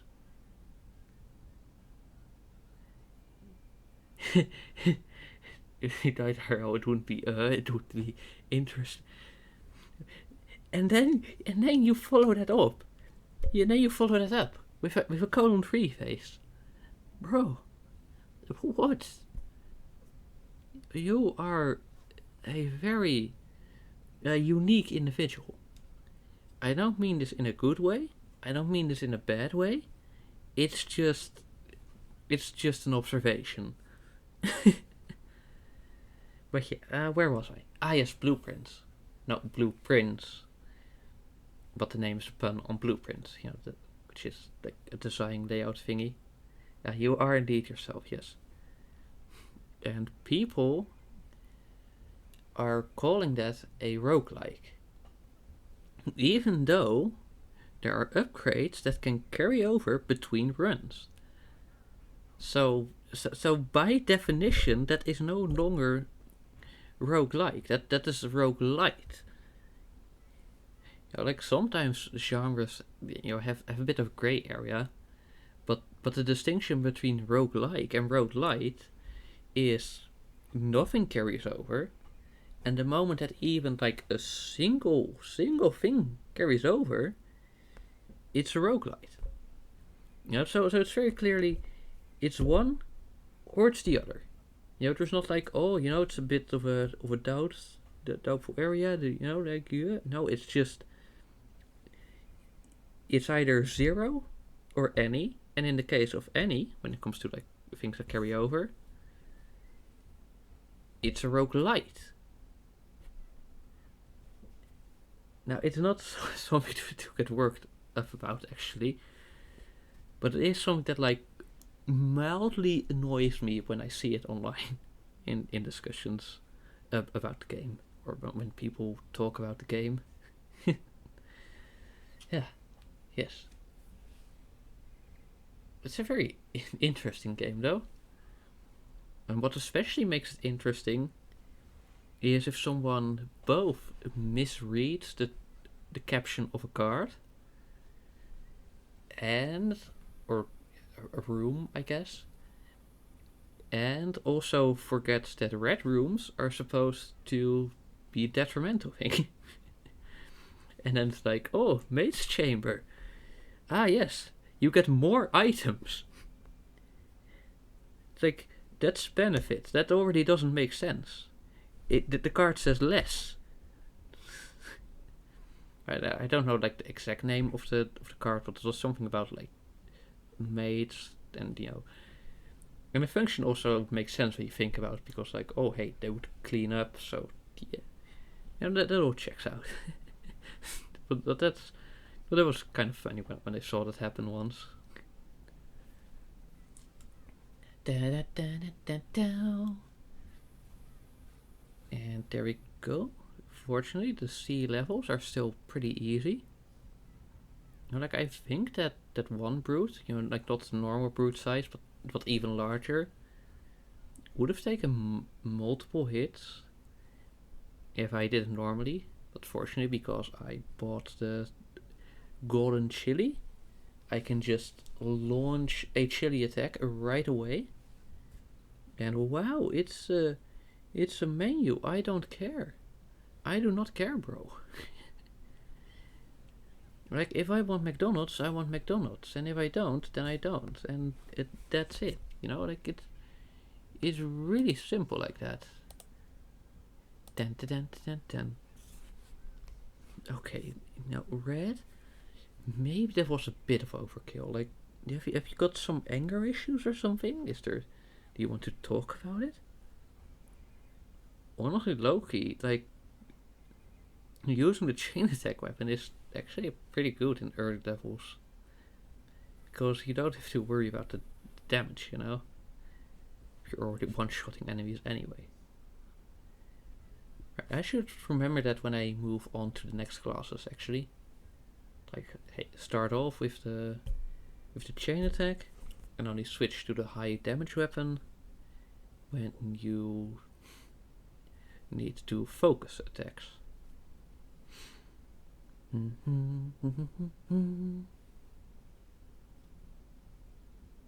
Alright, and then we do use, and then we just do automatic. Is that just a puddle of mud on the ship? That seems just like a little weird. And of course there would be some dirt from just walking around and like having dirty barrels and cargo and shoes and whatever. But just like such a massive just stain and surface. Yeah. Yeah, no, I would have figured that that you wouldn't know, Basil. I was not under the impression that you were a ship worker.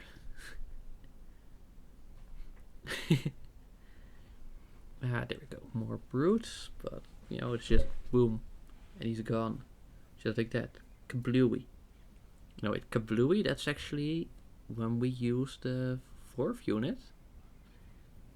Which is Bon. Well, you've been on many ships. Yeah, but were those cargo-oriented ships or passenger-oriented ships? Hmm? Dun, dun, dun, dun, dun, dun. You know, if it was like fishing ships, then you also have the fact that, you know, bunch of water from dragging in the loot. I mean, that's technically passenger, you know?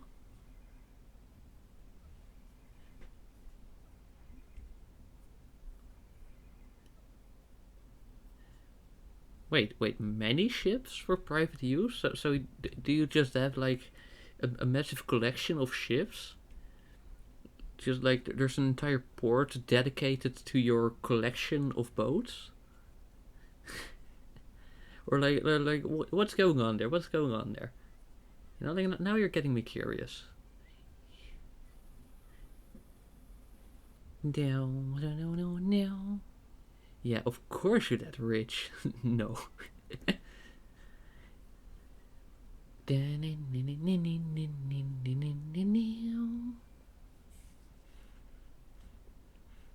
Alright, and then we go to the desert.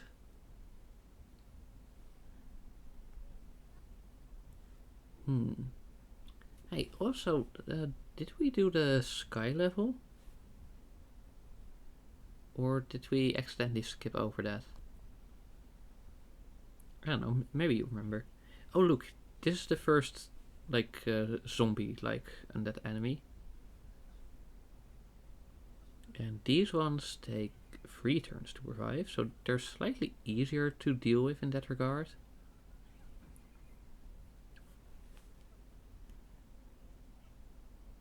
And also, like, oh yeah, you know, like, it's got, like, the toilet rolls to be like, oh hey, it's a mummy. But also, if you look at the body, like, that genuinely looks undead. You know, like, that does not look like it's just a costume. So, you know, this one I'm like, yeah, okay, that's the legit undead. But there's also the cosplayers. So you've got the spiritual undead, and they take 2 turns to revive. And you've got the corporeal undead, and they take 3 turns to revive, and they're divided like aesthetically into actual undead and cosplayers. And the one exception is the boss of the Sunken Pyramid dungeon, because that one, even though it's basically like a mummy but larger in terms of texture, it takes 2 turns to revive. Just pretty interesting. Now this one we should be able to just boom, and he's gone.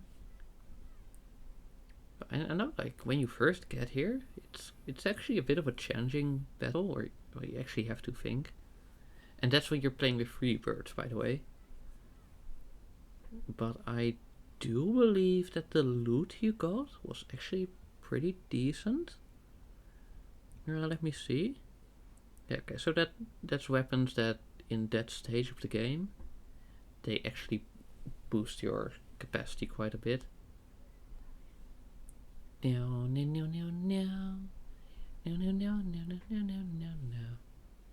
Ah, yes, portability. Yeah, like all the pigs, they have birds. I mean, though technically that's also Prince Porky and Piggy McCool when you use them as an ally. They have 1 normal attack, 1 ally ability, and 1 rage chili attack. Whereas for the pigs, it's actually pretty varied. Like most of them, like especially just the cannon fodder enemies, they just have 1 attack and maybe a passive effect. But I think they never have like more than 3 things going on. So you know, if they have a passive effect, then they already only have 3 possible. Oh, but okay, so this one is technically possible, but we need 2 chain attacks in 1 cycle. So, that's not gonna be too likely.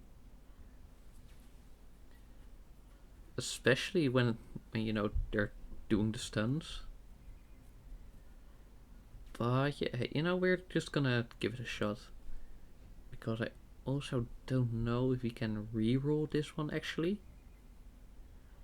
Okay, so now if we get a chain attack, we're golden. Whoa. Yeah. Well, that was like perfect.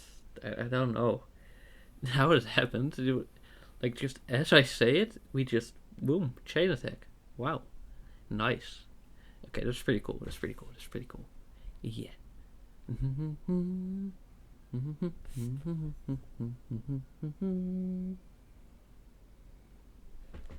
Oh, okay.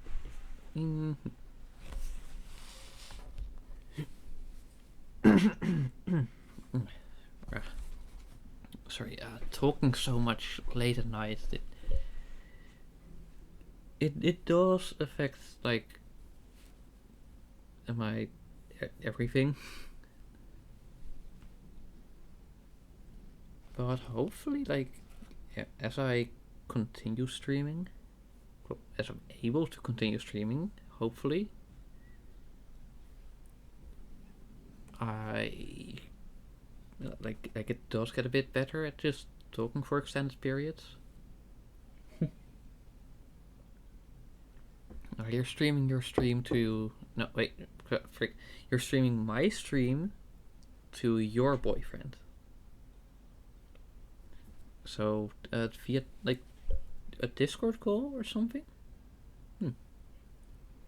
Anyways, I hope he enjoys. Hi, Basil's boyfriend. If you're seeing this, I hope you're having a great day. And then we're just gonna continue defeating the enemies. And we're already at the second castle. Dun dun no no no no. Down no no.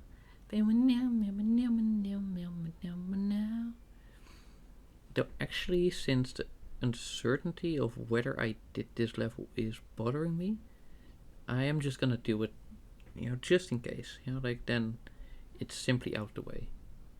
Well, this is pretty funny because it's an air level, so you would expect the pirate type to be air pirates, and then it's just normal pirates. Oh, is this specifically the one with that visual glitch? I don't know. It could also just be like the layout. But just in case, we're doing this one, and that way we can guarantee that we will have completed this and not missed any levels so far. It's like a slight detour, but like we chillin'.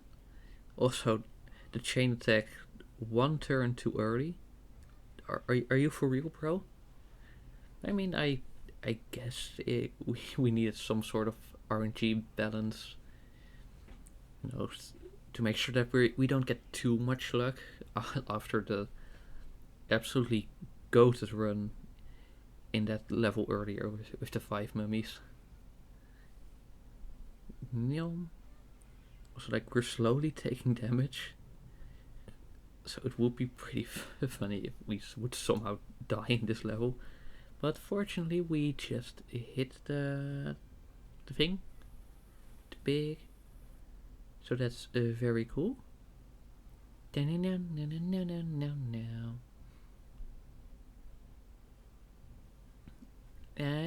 then we go for the second castle. Right, now in the previous run, I ended my first stream after the Ninja Forest. I don't know how far we're gonna go, like, now. But just so you know, it probably won't be much further than that. Because, like, doing uni stuff does tire me out. And also, I have, like, quite an intensive weekend. It's gonna, like, cost quite a bit of energy, so I really want to make sure that I don't push myself. you know, like some others would then push themselves and even more, regardless of any sense or even what their fan base would say. But I try to, like make a reasonable estimate and keep things within a certain range of like, okay, this is doable, and if not, then I'll just not. It's that simple. Oh yeah, okay, we're gonna have to tank, but it's gonna be fine because that's 64 damage. That's pretty much nothing, bro. That's nothing, bro. What are you doing? Oh, Basil, by the way, like you mentioned a bunch of things about the game that you're playing, but what is the game actually? Because it's a roguelite, apparently with co-op, where fishing is a key mechanic to unlocking a bunch of upgrades. But I'm assuming that the way the fishing controls work is also very different from from the normal combat, I'm guessing. And like roguelites and roguelikes don't technically have to be combat. Absorbment and fishing isn't key, it's just very useful. Ah, okay, I see. And like there's a certain point where even if it's not technically, officially something you have to do, it's just so useful with whatever you get that's pretty much key. But well, in that case, maybe your boyfriend could do the fishing, or does he also struggle with the minigame? Wow, another advertisement for a Rovio slop game. Yay! And now we are back on solid land rather than a little island. Oh yeah, but yeah, I stopped for a little second because you saw the end of the level, or maybe you didn't. But anyways, there, the level just ended after you defeat the main enemy, which is Prince Porky, instead of having to also deal with the bombs.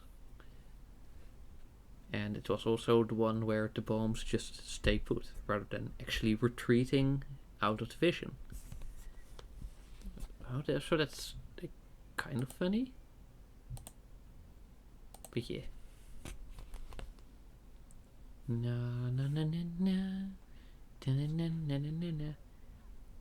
Okay, hey, we're nearing the levels with 100 power, which we would still absolutely solo, no problem.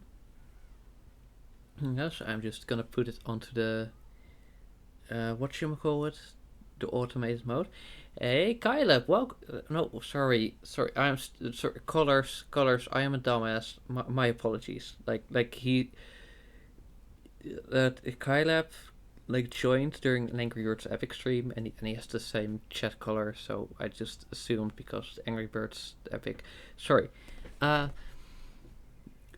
Absorbment is an endless scaling skill-based dungeon crawler. Oh, right. Yeah, that's your boyfriend. I'm sorry, bro. Oh, wow. Anyway, endless scaling. I mean, like I can see why people like it because it's this test of skill and all, but it's not personally my cuppa. Because well, it's endless scaling, so it's like, what are you going towards? But yeah, no, of course, welcome. I do hope the gameplay is going well, of course. In the roguelite, you have like each time a character dies, you get points to expand as. Okay, so it's called a soul tree, but that's just a fancy name for what most other games just call skill tree, and that's just the general name. Yeah, and then you get abilities. Okay, yeah, no, makes sense.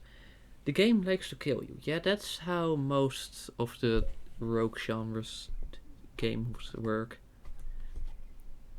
I mean, I guess there's Balatro where like it's not technically that you get killed. It's just, oh hey, you don't succeed. But most of them do involve some form of like actual violence.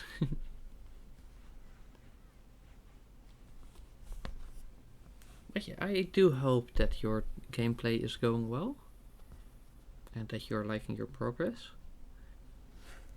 Yeah, thing is you can't change the skill tree in the middle of the run, but your abilities and passives are a random chance.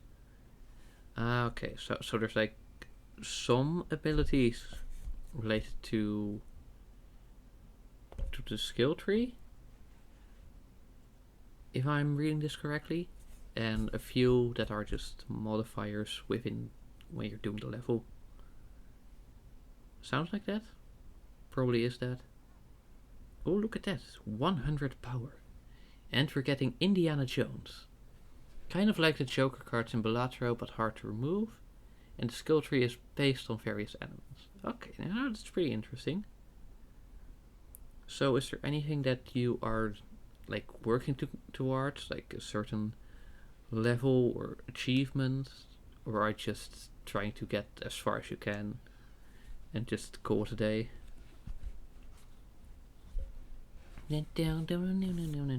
Oh, and we're also getting the wilding enemies. Words, well, we're not even in the jungle yet. Oh yeah, that's kind of interesting. Yeah. Right? Meow meow. Dun dun dun dun. Dun dun dun dun dun dun dun. Dun dun dun dun. Dun dun dun dun dun dun dun dun. Dun. You know, because only here is the jungle. But we first want to do this one because it's like this sort of side road thingy.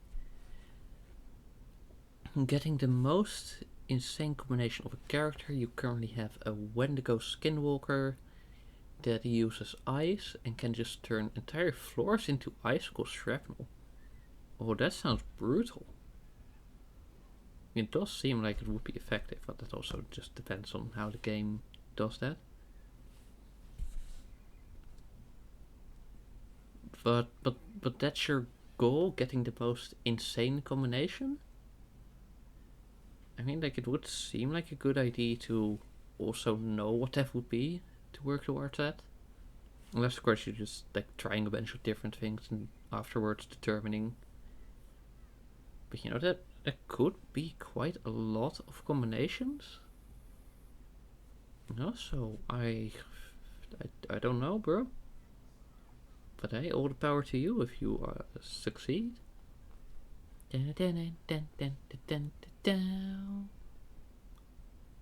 dun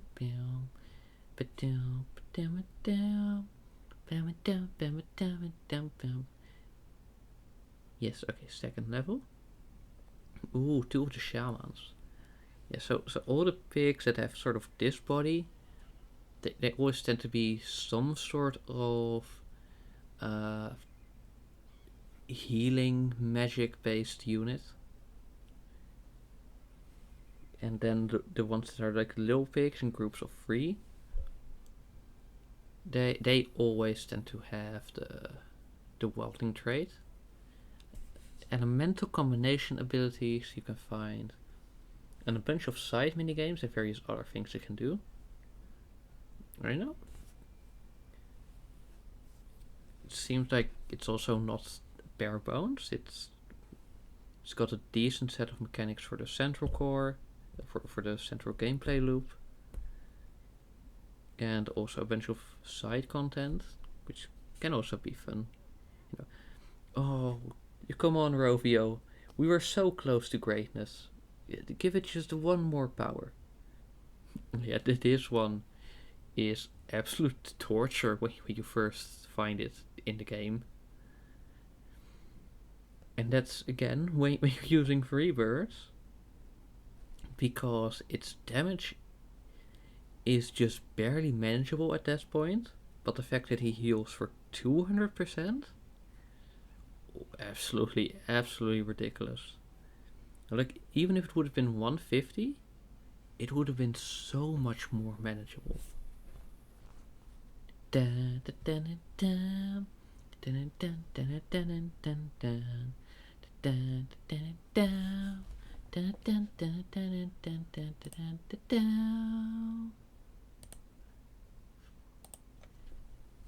And then we next level.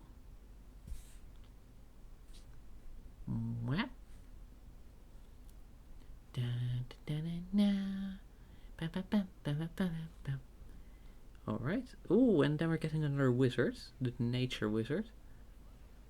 He's fine for most of the game. It's only when you get to the wizard pig, to Wizpig shield, just like one specific unit, which also has like a unique design really, and it's one of the like main antagonists. There, the green wizard has some pretty hefty healing, and you can like just barely not defeat it. Okay, you got Basil to try out the Wendigo Skinwalker race that you normally play. It's one of the most unique ones because it has no health regen and can only heal from kills. So Basil is struggling a tiny bit. Ah, yes, I see. I see what's happening here. Okay, so Basil, what you want to do is get your enemy's health to 0. Yes, I know. It's a very helpful tip. I hope this helps. You know, but that's kind of interesting, because most of like such units, they would have they would have lifesteal, where it's just based on doing damage rather than specifically being dependent on getting kills. Like, there might be a bonus, but generally just doing damage already heals. But instead he is like zooming in on his character, so I'm assuming he's just using like the camera or whatever, and just having a look-see. Yeah, he's silly like that. You know, like, hey, you chose you chose that, so yeah, at least you at least you know what it's like. You know, like, I would assume that he would have already been silly like that very early on. Well, the health you get from killing it is a percentage of your max HP. Alright, and you started with a higher base health. As you said, you know what it's like. He lost 1 of his 3 lives. Okay, maybe I wasn't specific enough. So you want to get your enemy health to 0 while keeping your own health above 0.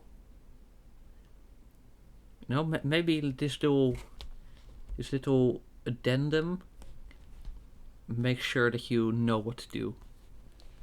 He's dramatically zooming in even further. Oh, Basil.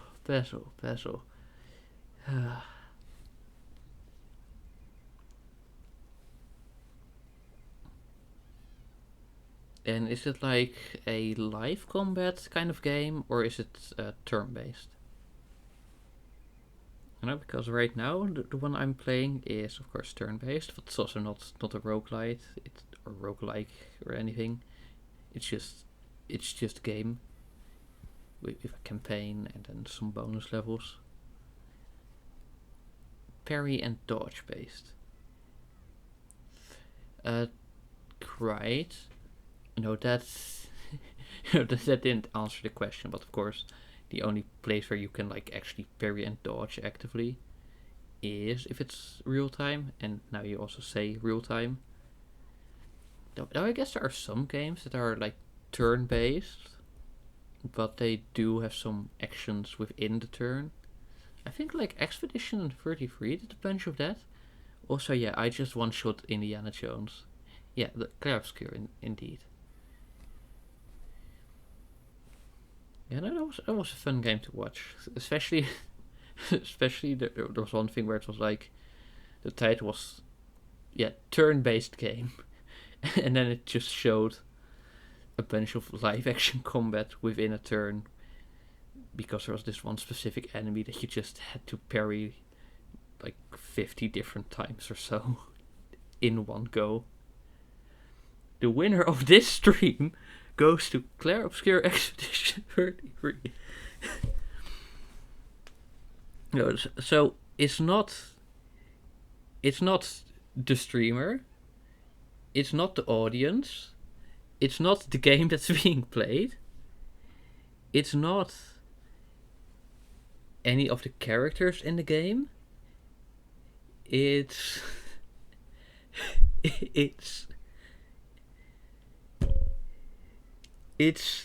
the topic of conversation at one point. And that's, of course, is Clair Obscur. You did those bosses and you just have to do reactions. Don't bother predicting. Sorry, what? Don't bother predicting? What? Sorry, I don't see how that ties in nicely. Like doing reactions, that speaks for itself. Like, oh, hey, you have to respond at the right timing, so you've got the parry. But don't bother predicting. I cannot place that in combination with the rest of the statement. You can predict how some of the enemies move, especially if they're... Oh, okay, so it's like it's got a set timing. I mean, some enemies got set timing. And okay, yeah, Basil, I deserve that for for the loading screen style tips I gave. But yeah, so if I read this correctly, most of the enemies have like set timing within their turn, and this one you actually have to see in the moment, because it just changes all over the place. Is that correct? I hope it's correct. You know, if not, then yeah, well. Oh, here we go. We have Piggiana Jones again. Actually, this is just Adventurer, because Piggiana Jones is one specific version of it. Like it's still the character, mind you. Like the same visual design, and I believe like the same abilities. Maybe if like some numbers changed, but like the general idea of the abilities is the same.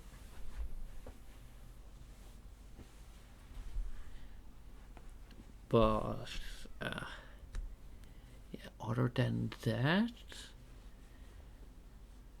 you know, it's still like he's still his own person. He's still actually called Piggiana Jones instead of just Adventurer or something. Yet even the final boss is set in a rhythm, but the one you have to parry just flows around and can two-shot all of your team. But that's insane. That the final boss you'd expect, like, oh hey, that's really significant, would be a bit tougher, and instead it's just chilling. But that's kind of funny. But yes, some games have that where like the final boss is pretty strong, but manageable, and then there's just this random optional boss that's entirely ridiculous. Oh, and it's another wave. Alright. Yeah. Maybe slightly. Whoa. Yeah, that's just Clair Obscur for you. Yeah, I think a few other games also do that. And it's kind of funny in concept. Especially in a game like Clair Obscur where the final boss also has this heavy story significance. And there's actual reason for it to behave differently and be that much harder. And then the developers just go, nah. It's really funny. Well, that one already was at full health, so he didn't even get the benefit from the healing. And he got chain attack, so that means we can one-shot him. Boom. Haha. Got him.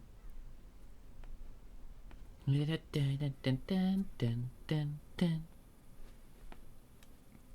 yeah, we are progressing at quite a nice pace through this same set of levels. You're just eating popcorn while watching your stream and Peso getting jumped by like 6 enemies at a time. Oh, that's wonderful. Now tell me, which of the streams or which of the things that you're watching is more entertaining? Yeah, how about that?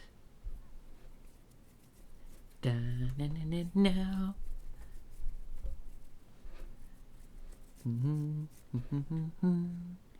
There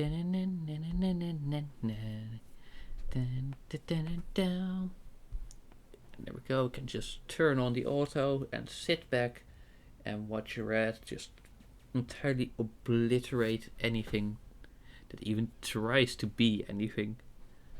It is so wonderful. It is so wonderful. Well, it's my boyfriend trying to get used to playing the race I use mainly and the element I'm best with. Yeah, no, that makes sense.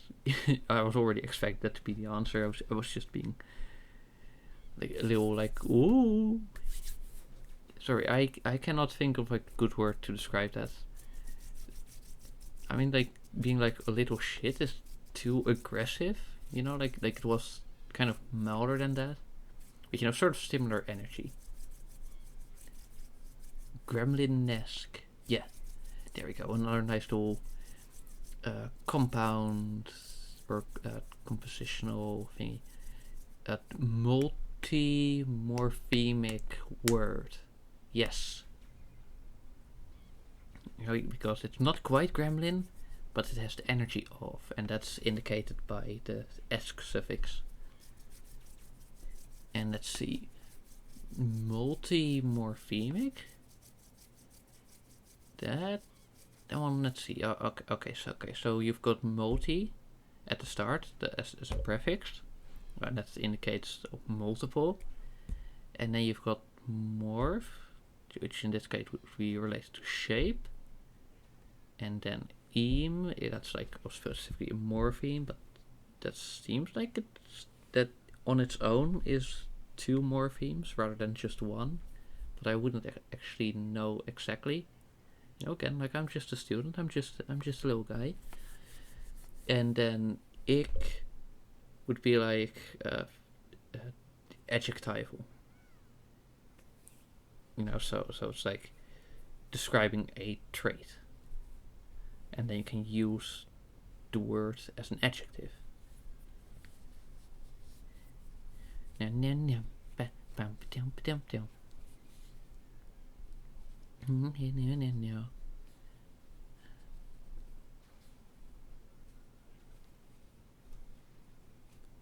Wow.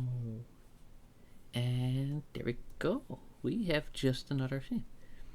When you were a kid, with your school play award, it went to Clair Obscur Expedition 33.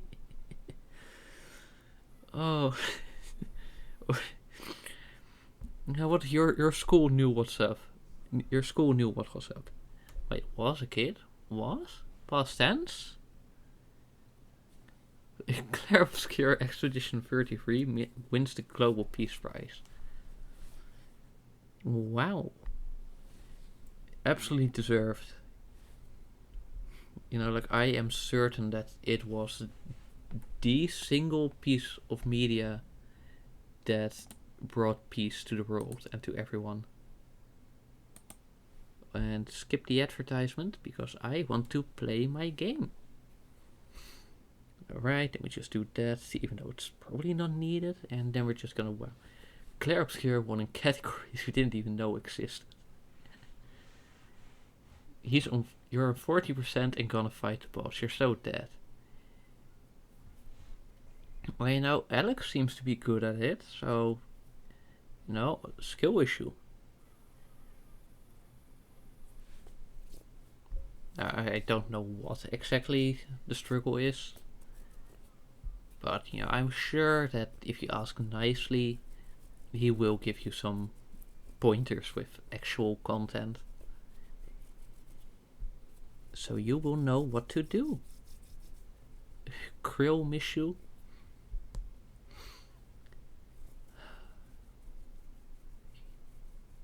Me when the sea animals start missing me or something. You do have a... Wait, what? Of you doing the boss at 0 HP. How does it work? Like, pretty much every game, like, 0 means 0 and you're gone. So, what? 0%, not 0 value? Right, so I'm guessing the total hit points are like in the thousands, and then it's just rounding error? Or, yeah, probably. I'm just gonna go with it that. How about that? Wowee. And who?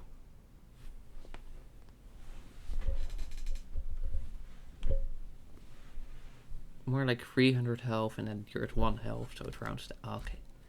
Yeah, okay, so it's just in the low hundreds. Oh yeah, no, that's... I wonder why it opts for percentage instead of number. You know, like sometimes you really need the specific number of what it is. You know, so then you would know whether like a certain ability or it's endlessly, right? You know, actually that does make sense, because otherwise you get like 80 digits, and you also, they don't really have the time to look at abilities and things if it's real-time combat, of course. Yeah, no, okay, actually that does make a lot of sense. Yeah, okay, no, yeah, that checks out actually.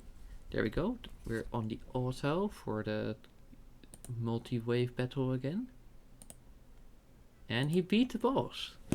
And how much HP does he have now? Also, is it just endlessly scaling, or does it have like a base game mode and then an endless mode? You know, like most roguelikes do. Like, okay, now you've gotten the goal, and then you've got this other thing that you can try. The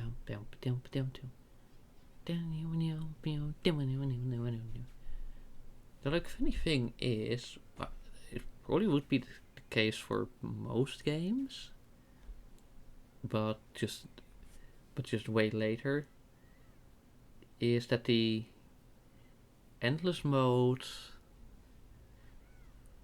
is still limited because of, you know, how high numbers can get.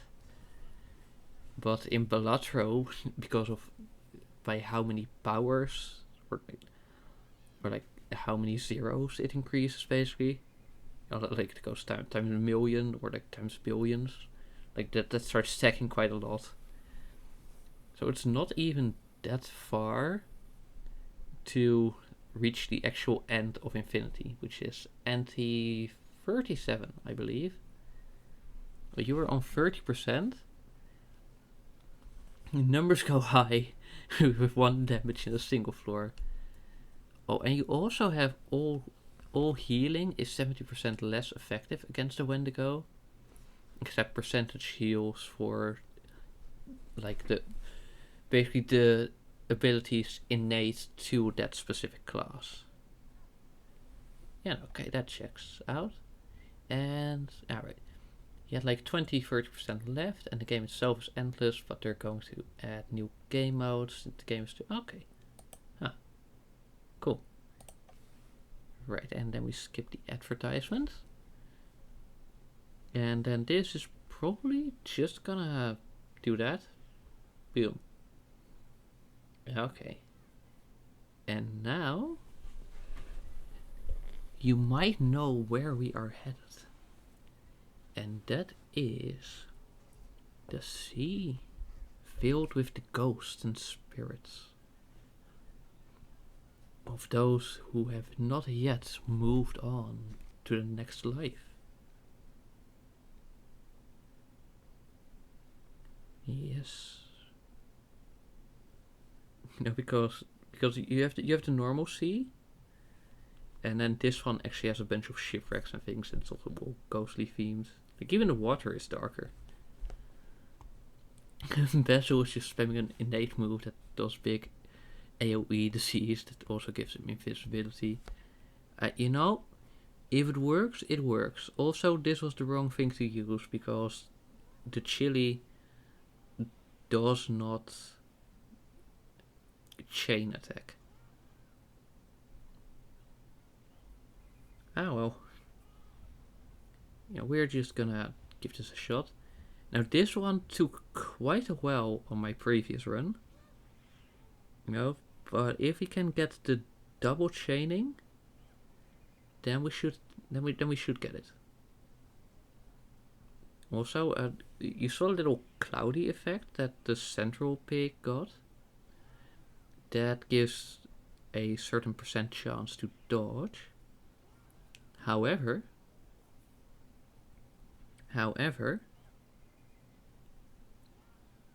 in the case of a chain attack, like if the main attack hits, then the chain attack just goes through. You know, like you still have a bit of RNG for it being a chain attack in the first place, but when that happens, you don't have to worry about anything else, because then it can simply not be dodged. So you know that's yeah, nice. Okay, we got it. Fortunately, it was a bit quicker than last time. Dun, dun, dun, dun, dun, dun, bam, bam, bam. Oh, only 2, bam, bam. Okay, well it's fine. We beat the level. That's the goal for this challenge. Now for the game, I just want to beat every level with 3 stars once, and after that, I don't care how many stars I get when I replay the levels.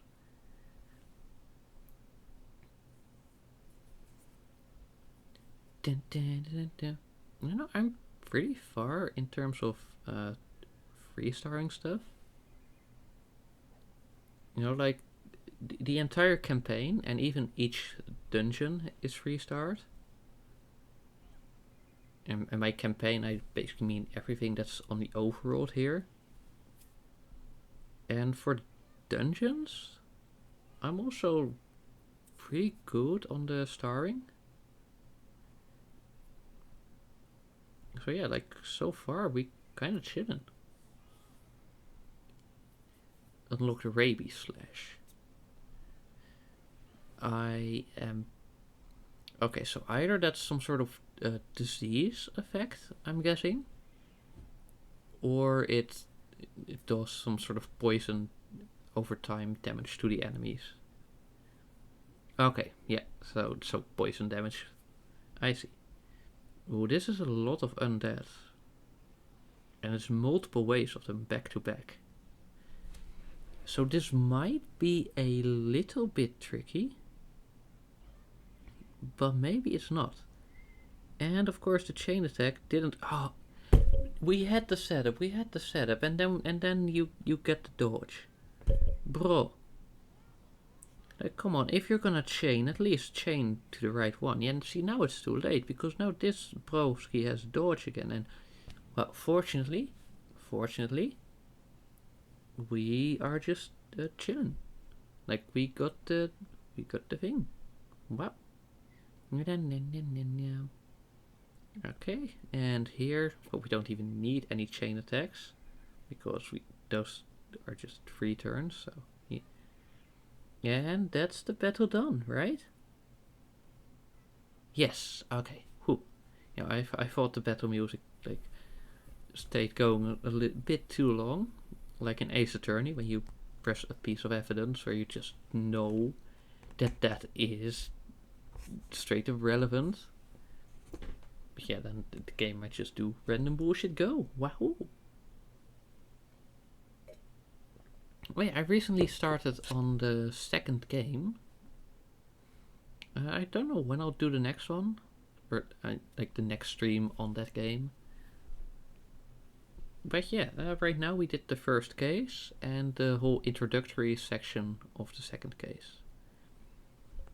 And you find Absorbent funny, the community really funny because you just constantly see the developers in chat talking to random people and spoiling future updates.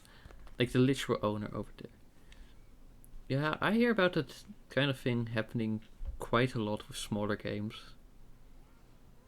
Where the person who made it just goes to random streamers and is like, hey, hi, hello.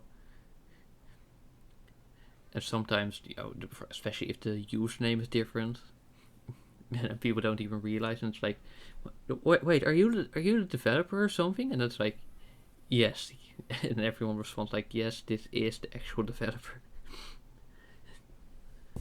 It's really funny to see clips like that.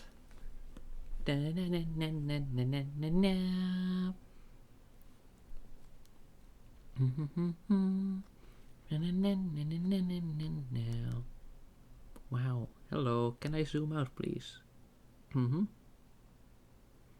Alright, so that's just a few more levels. I'll go the outer ring first, and only then will I move into the castle. Okay, that's 5. Now you might honestly dust off OBS to play Absolvement. Oh, so to like just record for yourself, or to like actually like create content for others. Anyways, this level is not possible with Red because he attacks and he does chain attack, and then they get a 1-turn recharge, and then he attacks and chain attacks, and then it's like, okay, that's good, but then we still have this one, and by that time these ones will revive because chain attack can only go once. In other words, this level is impossible no matter how strong your unit is. At least when it comes to like doing it solo. Naturally, if you have multiple people, then just you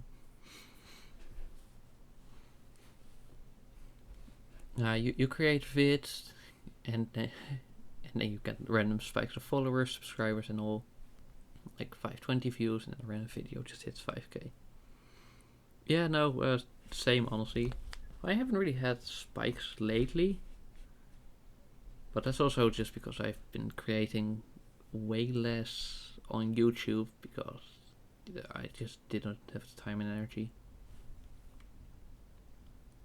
Okay, see, this one is possible because it's a zombie, which gives another turn.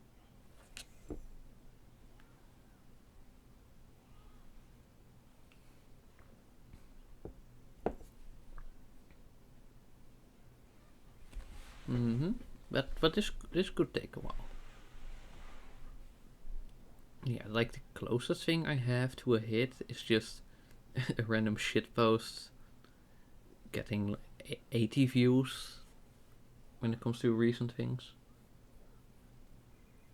like and then there's this one video that's like my top video, and that one is nearly 500,000. I really would have liked it to reach that, because then that also would have been a milestone. But still, like 450 or something, 450,000 that is.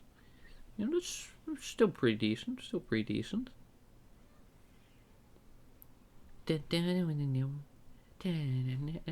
And meanwhile, we just wait for this one. Now we need double chaining, and also not getting stunned. So, for example, right now, if you get a chain, you have done it. Unfortunately, it's not like the mummy level where, as I say it happens. But yeah, we're just gonna keep trying, because we know it's possible, and so we do it until it happens. Just so we have it on a camera, or on view, or whatever you would call it. Yeah, okay. Wow. Whoa, whoa, whoa, whoa, whoa, whoa, whoa.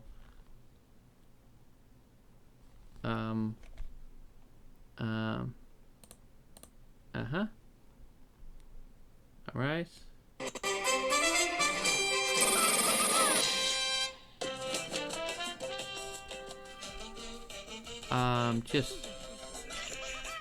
Just give me a second. That's not supposed to happen.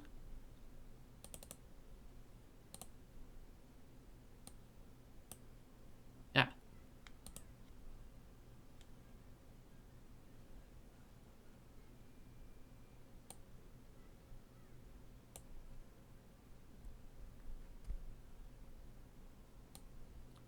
Okay.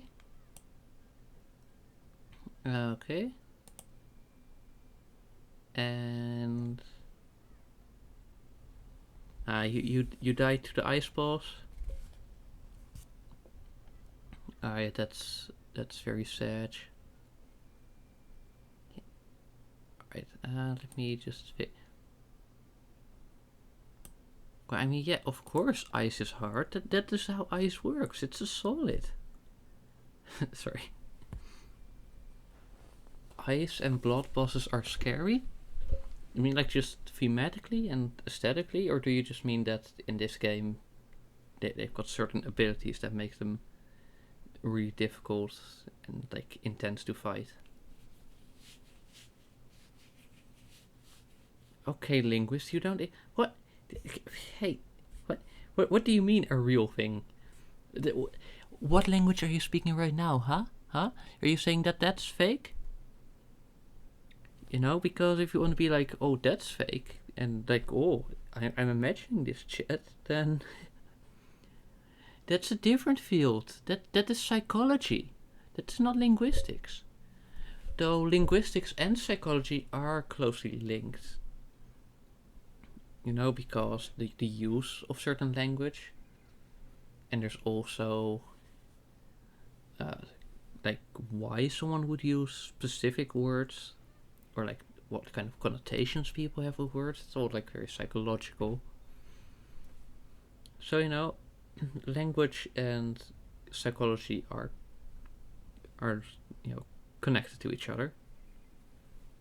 Language is a lie. Well, is the language a cake? Huh? Sorry, Portal reference. I played Portal recently. Though to be honest, I also would have made a reference if I didn't. If I hadn't played Portal. Language is a social construct. I mean, like you could argue that, but it's still like a thing and like observable, and just straight up proven to be.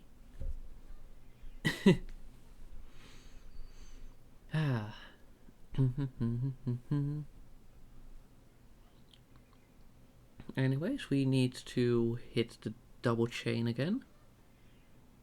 Or no, single chain even. Okay, so just a single chain. almost there. Let's try. Okay. No, but then we still need to chain because of the way it hit them. But you failed to consider. We know nothing.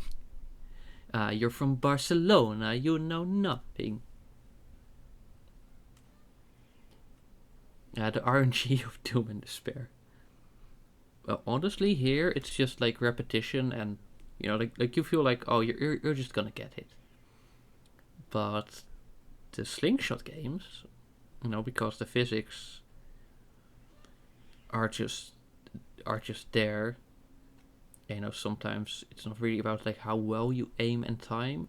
It's just you just gotta hope you get the right bounce or chain reaction. That is Doom and Despair. Like here, we chillin'. Like what? We got 2 normals and 2 of those, or you know, 2 corporeals and 2 spirituals. So we all only need 1 chain attack. Yeah, that I'm from Barcelona, I know nothing reference. That would be like when it comes to sayings and stuff, would fall in the category of quotations, which is when a quote is taken from a specific media or from some sort of significant figure. You know, for example, like some sort of historical figure said a specific quote, Veni Vidi Vici, like that's a quotation, but like that's not English, so maybe not the best example.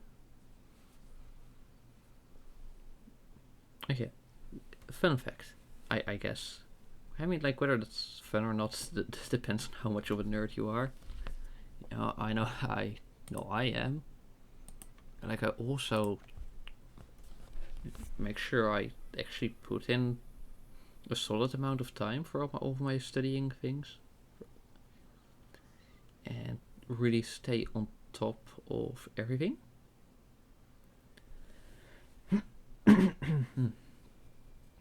Oh my god, this is doing a number on me. Or also, which one was it that did the annoying thing? Was there use?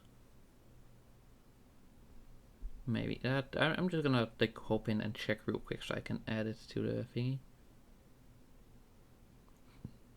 Let's see. Eastern Sea. Okay, that's a single wave, and that was cool. And then, right, Star Reef 4, you say? So this one. Let me double check. Hello, Munchlax. Welcome. I see you're new here. I hope you're having a great day. I hope you're gonna enjoy what we're doing today here. Let me just update my Excel file real quick of the levels that we couldn't successfully do. Star Reef 4, a hardcore mod. So you just mean that it's that the enemies are like boosted, or do you mean like Minecraft hardcore, where it's if you die, it's just completely restart all your levels and all? You know, like that. Like either way, it seems really challenging. But, you know, at least the community is being kept alive, and you're having some more content. The enemies are boosted and the levels are different the first time. Okay, no, that's pretty cool. Is it All Stars or is it a different mod? You know, I have like this vague awareness of the modding scene, but I only play vanilla myself. Yeah, it's a different one. Okay, cool. You're gonna lurk now? Yeah, well, have fun, Basil, and good luck with your roguelike scaling gaming and trying to defeat whatever enemies you're gonna get. And Munchlax, in case you didn't notice the pinned message, right now we're doing a challenge where I try to go through the campaign where I just send a single bird into the battle. And I just go class by class. So first we did the knight. You did pretty well. And right now we are doing the guardian. Also, I see that Basil rage quit. And then Basil denies that and says, oh, it's just getting sleepy. Honestly, I can give you the benefit of the doubt here, since it's 11 about here. But also, if you didn't make that much progress, then you might as well just go until the last life. But of course, if you're really far, then you want to make sure that you're alert and focused. So you know what, in case you want copium, I'm just gonna give you the benefit of the doubt there, Basil. Even though I do like the way Alex is poking fun at you. Yeah, right. Honestly, for this castle, we can just let the bot take over. Also, with the way I describe things, as you might be able to see right now, with this castle already at the lower floor is in way better shape and has more ornamentation and decoration and everything than the very first castle. Yeah, so that's really cool, honestly.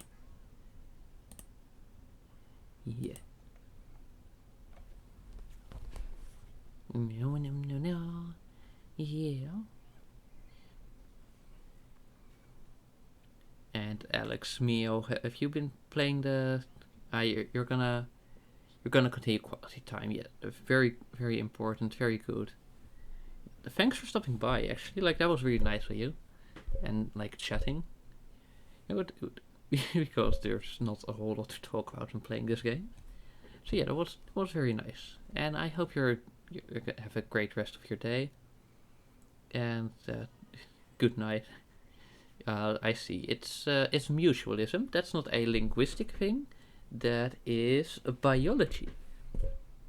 No, actually, that doesn't really fit in this case because technically it's for long-term forms of when two creatures of different species live together. So technically, two of the qualification things don't even apply. But yeah, you know what I mean. It's mutual benefit. You have someone to yap to about absorbment, and I have a nice old topic to reply to and have things to talk about. So that's very nice. But yeah, have a great day, have a good night, and again, thanks for stopping by and chatting. Give Basil some headpats. I'm sure he wants that.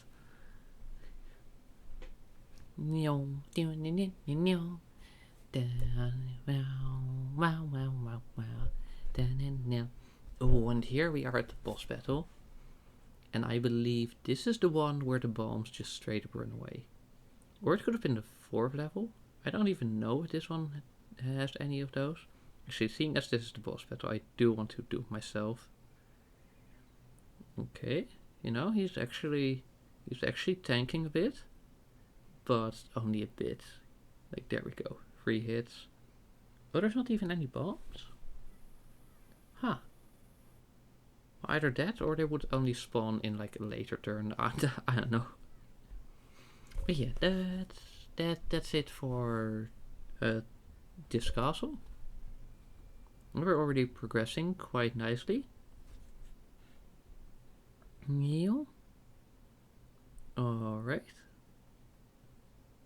Then we go to Bamboo Forest. Honestly, seeing as that's just a solid line, I'm going to do this 2 on the side first. And we're just gonna see how far we get, then how well it's gonna go.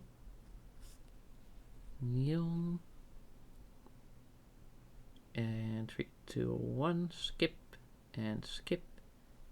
Yes. Okay. So this should be pretty manageable, right? Oh. Well, we'll just have to see how it goes. How many waves is that? 3, I believe. Seeing as it appears we have five spaces, and one of them is treasure, and one of them is the bird at the very start. So, I wonder how this is gonna go. The first wave seems pretty manageable, but who knows what happens next. Alright. I think we're gonna go for the shield, so we can carry that over into the next wave. And just hope we can take that one out. And again. Oh no, it's a miss, of course. I know at this point I will have to recharge that. And of course he's gonna go for the thing now. Okay. Not a great start, but it's theoretically possible, maybe, hopefully. Oh. Oh no.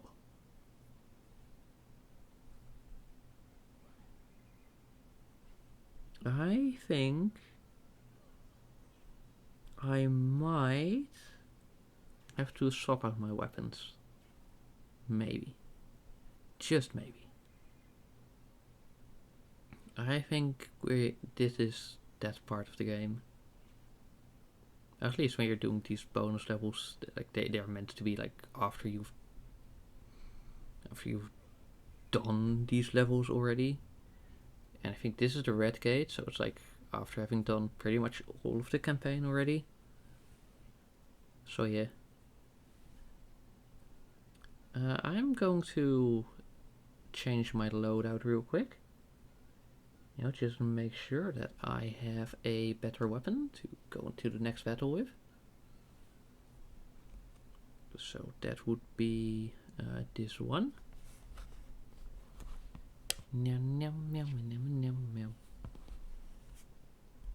Alright.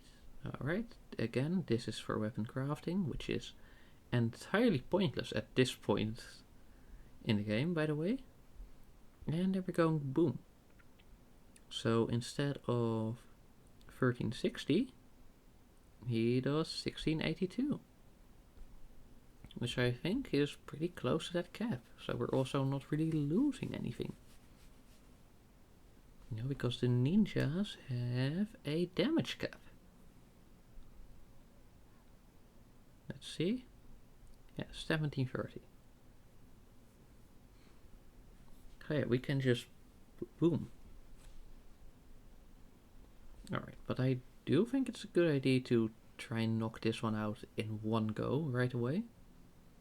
Like so. And then we're just gonna have to see how this goes. So close. Though to be fair, like with the cap, you wouldn't be able to do much more anyway. Oh, you know, that was just inefficient. Like, that's just an extra hit. You know, it's like if we're down to 300, then we just know. Oh, hey, that was what went wrong. If it's gonna cost even more, then yeah, I don't know.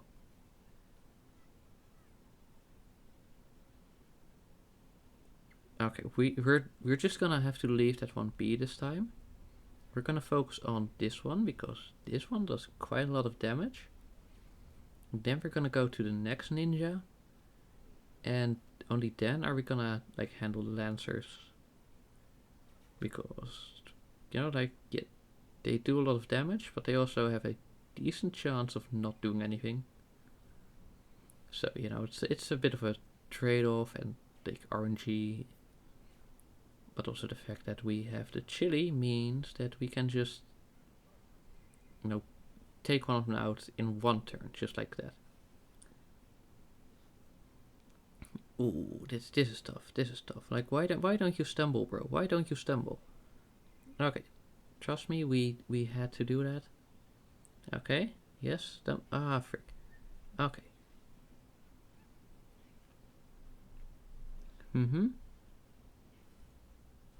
Right. This is not going well. Okay. Then we'll have to do that. I just really hope the last wave is very light in terms of enemies. Because if it's not, then we are kinda slightly sorta doomed. Okay. Okay.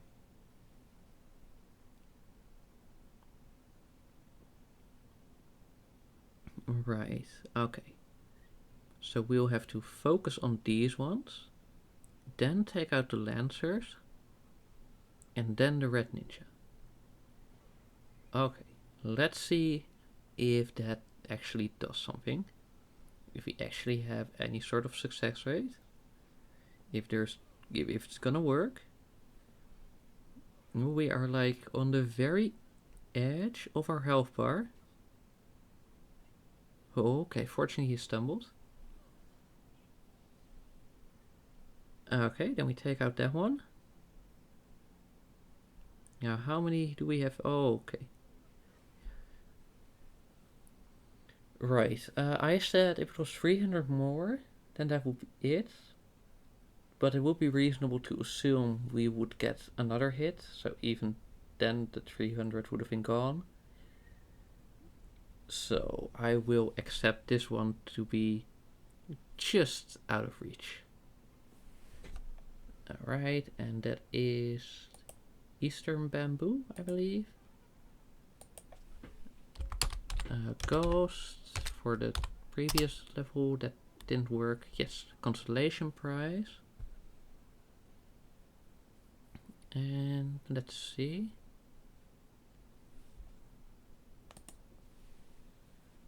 And this is the Eastern Forest. Okay. East Bamp 1 strong. Okay. Nice. And let me just save that real quick. Okay, now let's try this plateau thing. Western Bamboo Forest. Hopefully this one, has us fare just a little bit better. But well, we will just have to see how that goes. Oh, it should be pretty easy, right? It's just like one hit or something, and yeah, like their bro's gone already. I thought it would be 2 or 3 turns at least, but no, it's just one shot. One shot, and he had no shot. Okay.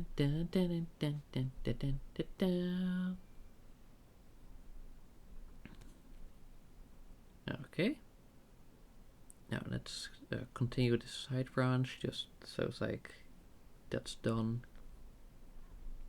This one seems like it would be possible. It says only 157, so I don't know why it's...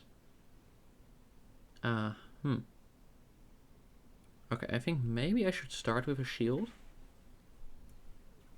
And then... Well, these ones seem pretty light.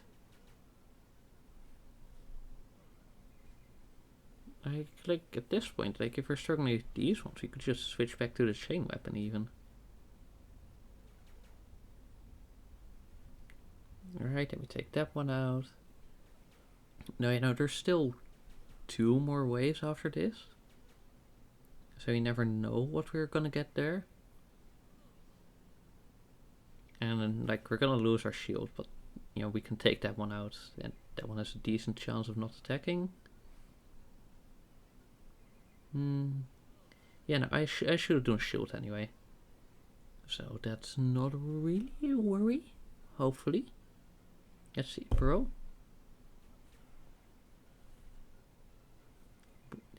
Yeah, okay, if that keeps happening, then then of course we cannot progress. But still, it shouldn't be an issue. We just take use out. And then we go for a ninja, and again, like, it's all good. Alright, so far so good. So far so good. Alright, then we take out that one. Of course you're gonna do the dodge thing, but that's not gonna be a problem. We're just gonna wait for the right RNG, like so. You know, we've had to deal with like more specific things. And this one is also pretty easy. Like you know, I can just one-shot that one. And you also know that the damage you would have done was pretty insignificant, you know? And just like that, we just have one win. Win? What? One ninja left. And one ghost. Yes. Oh, and he didn't even do the dodge thing. Nice. Ha. And just like that, we are progressing. Somehow. I don't know how, but we are.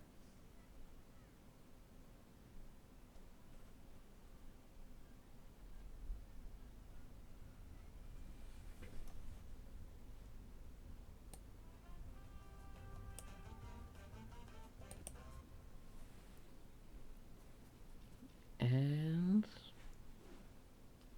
then, well, okay, this one should also be pretty easy peasy, lemon squeezy. There's no way this is gonna be any struggle as well if it's just the one enemy.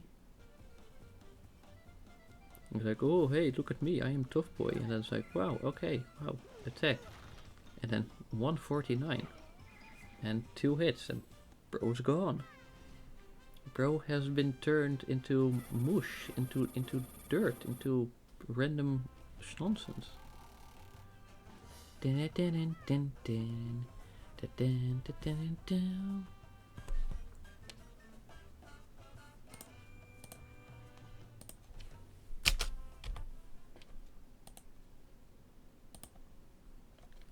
Alright, and then we can finally do the central thing.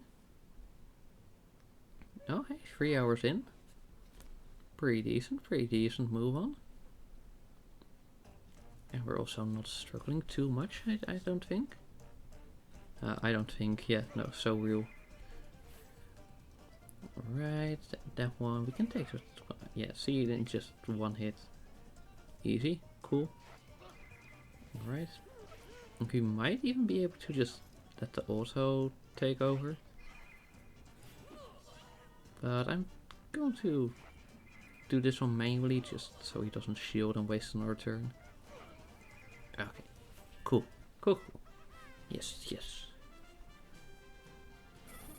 Dun, dun, dun. Okay, and that is... Wow. Nice. Sorry. Dun, dun, bow, bow, pew, pew. Dun, ba, dun, ba, dun. Ba, dun, ba, dun, ba, dun, ba.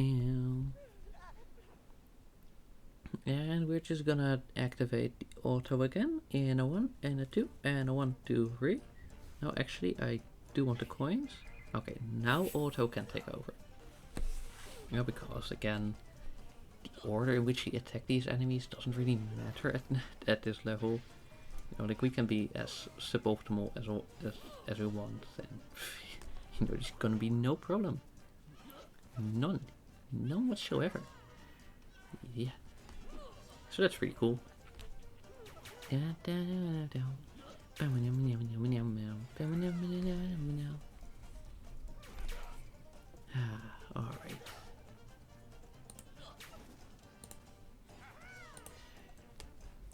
And we're just gonna give this a few seconds. Or a few turns is more accurate. You know, it takes a bit more than a few seconds. Now let's see. Oh hey, we've got all the... No wait, 3 out of the 4. You've got all the non-boss like ninja enemies. You've got the basic one. You've got the bow one, which does AoE. And you've got the head one, which does dodging. Okay, well, with everyone having the dodge thing, this might take. Bro, are you shielding? What are you shielding for? Okay, I think it's doing the broken thing again. I don't know why it's even doing that. Because in the example I named earlier, right? It was because the shield also runs out after one turn. But here he had a fully replenished shield, and one that lasts multiple turns, and it just does nonsense like that. But well, that's no problem, because I can just take over if I see that it's just straight up refusing to attack the enemy. Pacifism isn't gonna save you, bro. This isn't Undertale. This is just a combat-focused RPG. And just a few more levels. Now I think after this one in the story, it was where a bunch of your birds got stolen, and you suddenly had only 2 to be able to actually fight with. And then after a few levels you saved 1, after a few more you saved another, and then after a few more you saved the final one. And I was like, well, hey, it's all a special thing and all, wow.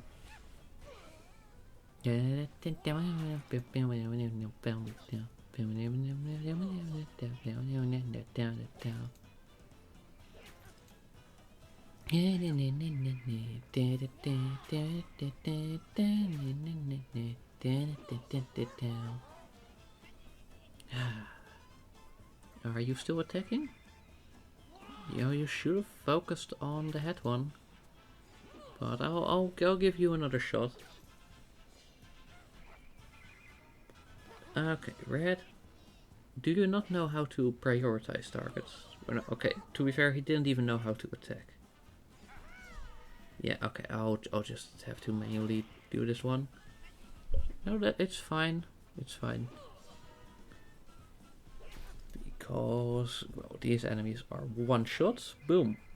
Out of the way. There we go. Only 3 enemies left. Oh, and now we got 2 of these ones with the whole shield dodge thingy. Like this one has 50% and the other one I believe 25%. So ideally you take out...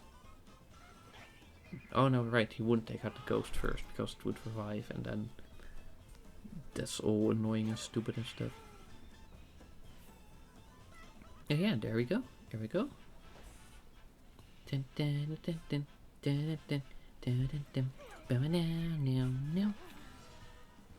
we go. You know, like I don't mind if he's gonna do an attack now, and wow, it's not gonna do it. And we get to attack and not have to deal with the dodge nonsense. Okay, now I'm gonna take you out because, you know, it still takes some time to revive, and then boom.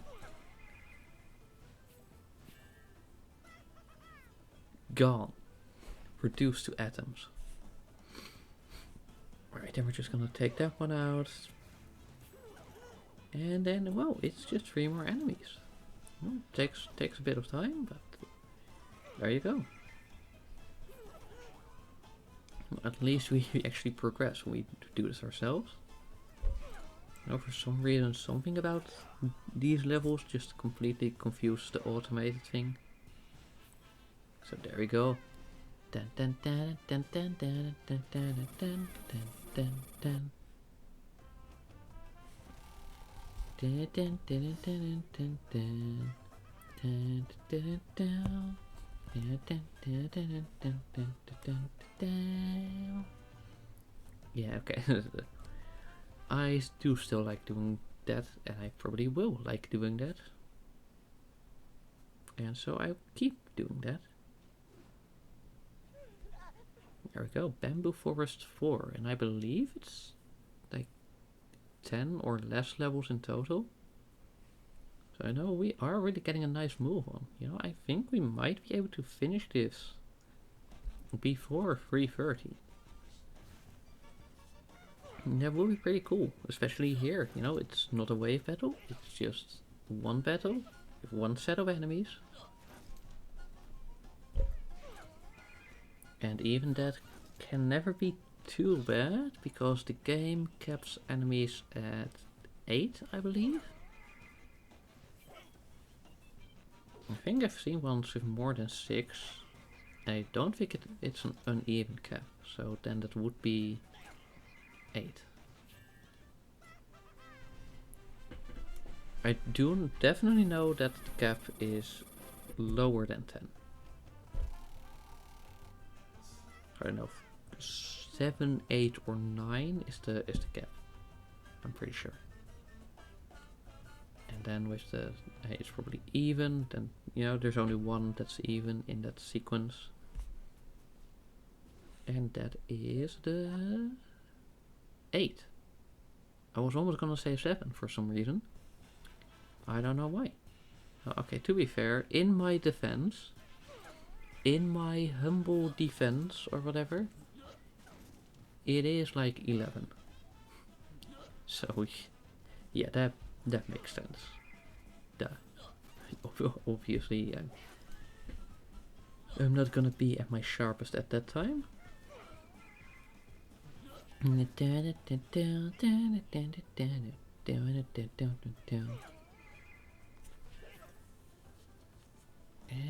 just like so, that is another level done.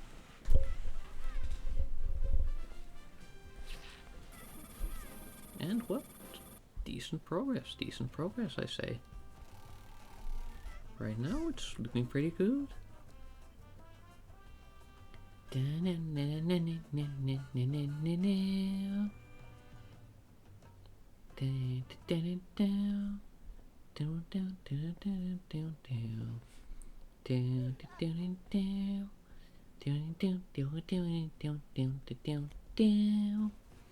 Okay. Right, let's get rid of use, so we don't have to deal with dodge nonsense. Now, like in some of those like higher levels, it's really better to get rid of the actual damage dealers. But in these ones, where you can just one-shot them anyway, and it's no problem, no worry. It's preferable, of course, to just deal with them. Because then the only thing you have to worry about is speed, and you know, dodge effect will slow you down. And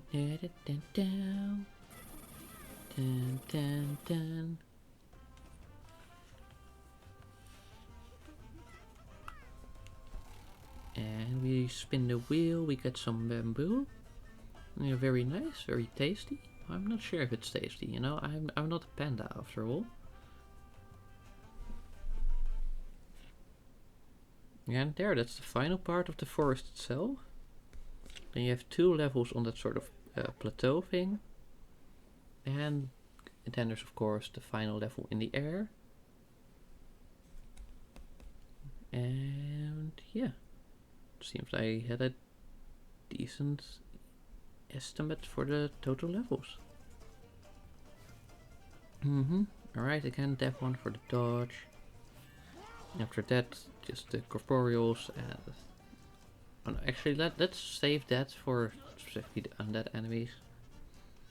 Just basically the living, sure, the quick. Right, that's a fun one. The quick. Right, we focus on the quick, and then we focus on the ghost.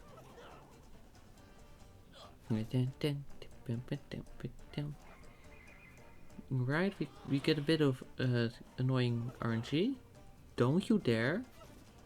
Okay, good.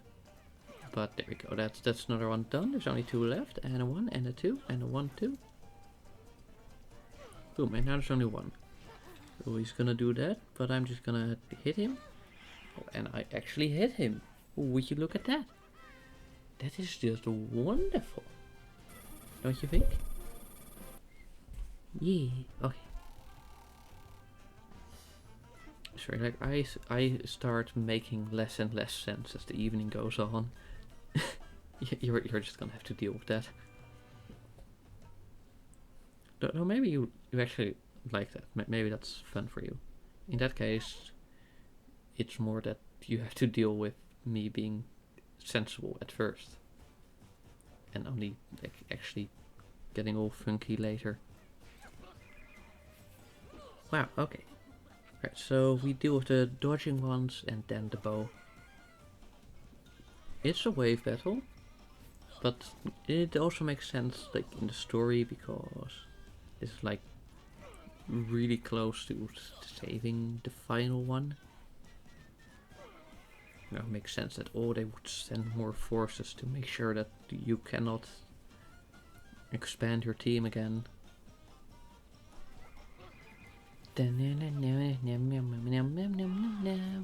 Right, and the dodge ones, and the whatchamacallit, and then the lancers, right? Yeah, lancer.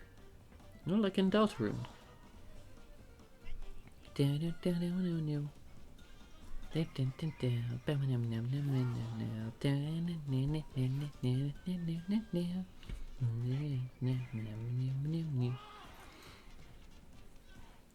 Well, okay. And cool, cool beans, cool.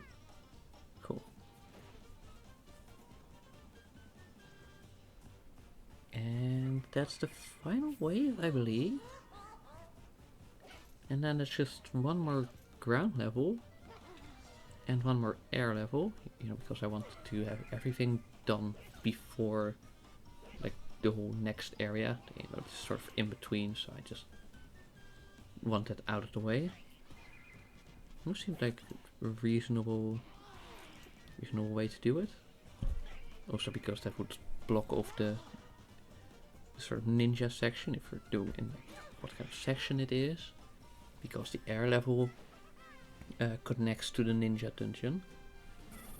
So that way, if you've done that, then it's like properly behind you. Yeah. Okay. So, decent rate, I would say. Like it's roughly the same as previous. There we go. Is this another wave battle, or is it just get good and defeat? Wow, look, it's things and stuff, and I don't know. And wow, it's advertising another slop game. So to be fair, when it comes to the new gens, Angry Birds 2 is the least sloppiest of the slop. But it's still slop. So make of that what you will. Oh, hey, this is actually a relatively small unit. I mean, in this case unit, I mean like a set of enemies rather than specific one enemy. And there we go, there's only one ghosty left. Oh no, but now we have to deal with the dodge. Oh no, okay, cool. Yes. And the ghost, more like Gonst. Haha. Take that.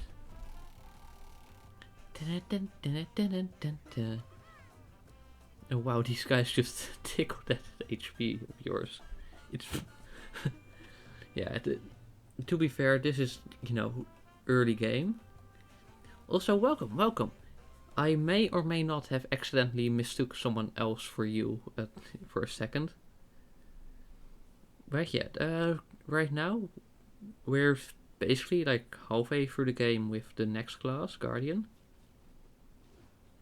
We found that we got stuck on much of the same levels. So, Eastern Cobalt 7 and 8. And there it was just a matter of power. Then Starry 4 because there's so many ghosts. And East Bamboo 1 also again just because of how strong the enemies are. And we're going to head to the final level of this stream. I know you really like my streams of this game in particular. So I am sorry that the moment you joined is so close to the end. But you know what? You know what? I'll let you pick one level and also just whatever loadout of birds I'll have to do that with. Now just any level in the game I currently have access to and doesn't cost like currency to unlock. And yes, their name was also red.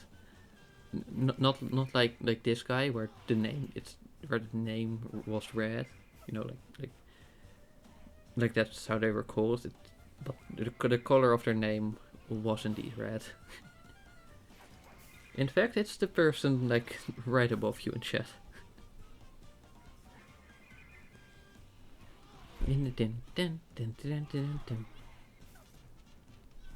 But yeah, I'll give you time to think of a level and a setup until the end of this level.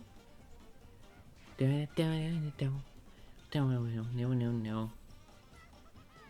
I don't know, man. I just don't know much about the game, and it's not a problem. So no thanks. Okay, cool. And I wouldn't mind. You know, like it would just be doing one more level. So why not? Well, you don't know much about the game, so you don't know much about the game, but you still really like seeing people play it. Oh, that's interesting. Nothing wrong, by the way. It's just like genuinely, like legitimately interesting.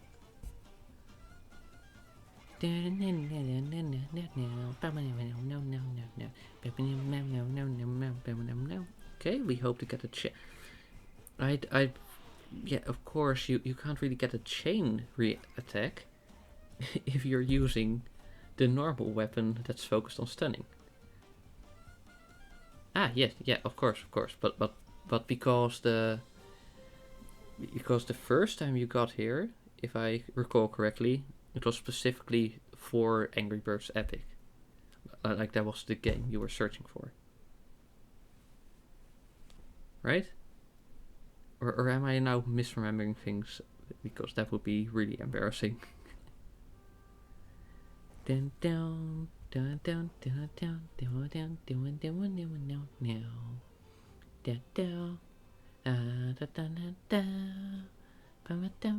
dun dun. Okay. You just can't remember why you wanted to watch it actually. And you know, fair enough. Like maybe it was just like random nostalgia. And of course, you don't need to know a lot about the game or specific levels to have nostalgia. You just need the basic idea of what it was, and maybe there was like something you thought was interesting. No, and same goes for like any of the games, or even just like any piece of media really. Or like it doesn't even have to be that. It could just be a playground, and then you don't even know like which part of the playground was the most fun. You just know, oh hey, this playground was really fun. Oh yes, nice. We got a bunch of stonks. I always like when there's the wealthy rogues because they give you a lot of money.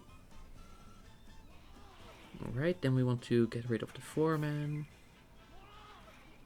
Yeah, foreman. Like, sorry, I just thought of Dr. House. Oh, does bro just barely survive? Of course he does. You like the yellow one? He's quite a funny character. Yes, Chuck is a really has got like a really fun personality. Yes, this vexes me. Yeah, I was thinking of that quote as well. Like whenever I think of Dr. House, a few lines from that one shit post pop into my brain right away, like just like that, just bam.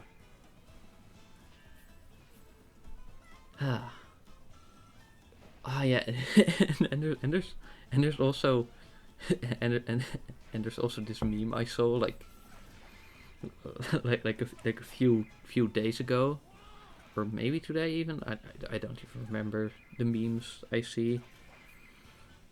And it was just a bunch of pictures of Dr. House, like all together, like there were like dozens of them, and then the caption, "Town."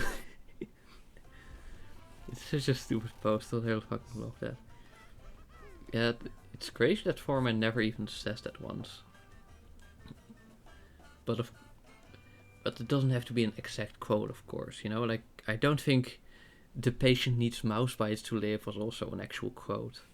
You know, it's just the energy, like with the things he did say, it would boil down to, oh hey, he is annoyed at the house making some reference to his race. But yeah, that would do it for the stream. If you have any raid target suggestions, he does seem quite vexed for a lot of the show that guy's there. Yeah, true. If you have any raid target suggestions, of course, just feel free to give me one. And if not, then I'll be having a look in the meantime in the creator dashboard and then stream manager. And then we're... you don't, but thanks for the stream, the little you saw at least. Well, as you know, I always do make sure the VODs are published. So let's see. Let's say same category. Holy shit. There somehow is someone that is playing this game. Oh, let me just check them out real quick. Alright, turn off desktop audio. Oh, this appears to be a first playthrough. Yes. Yeah. Okay. Just start raid. Okay. And there you go. There's a message if you want one. Okay. And a 1 and a 2 and a raid.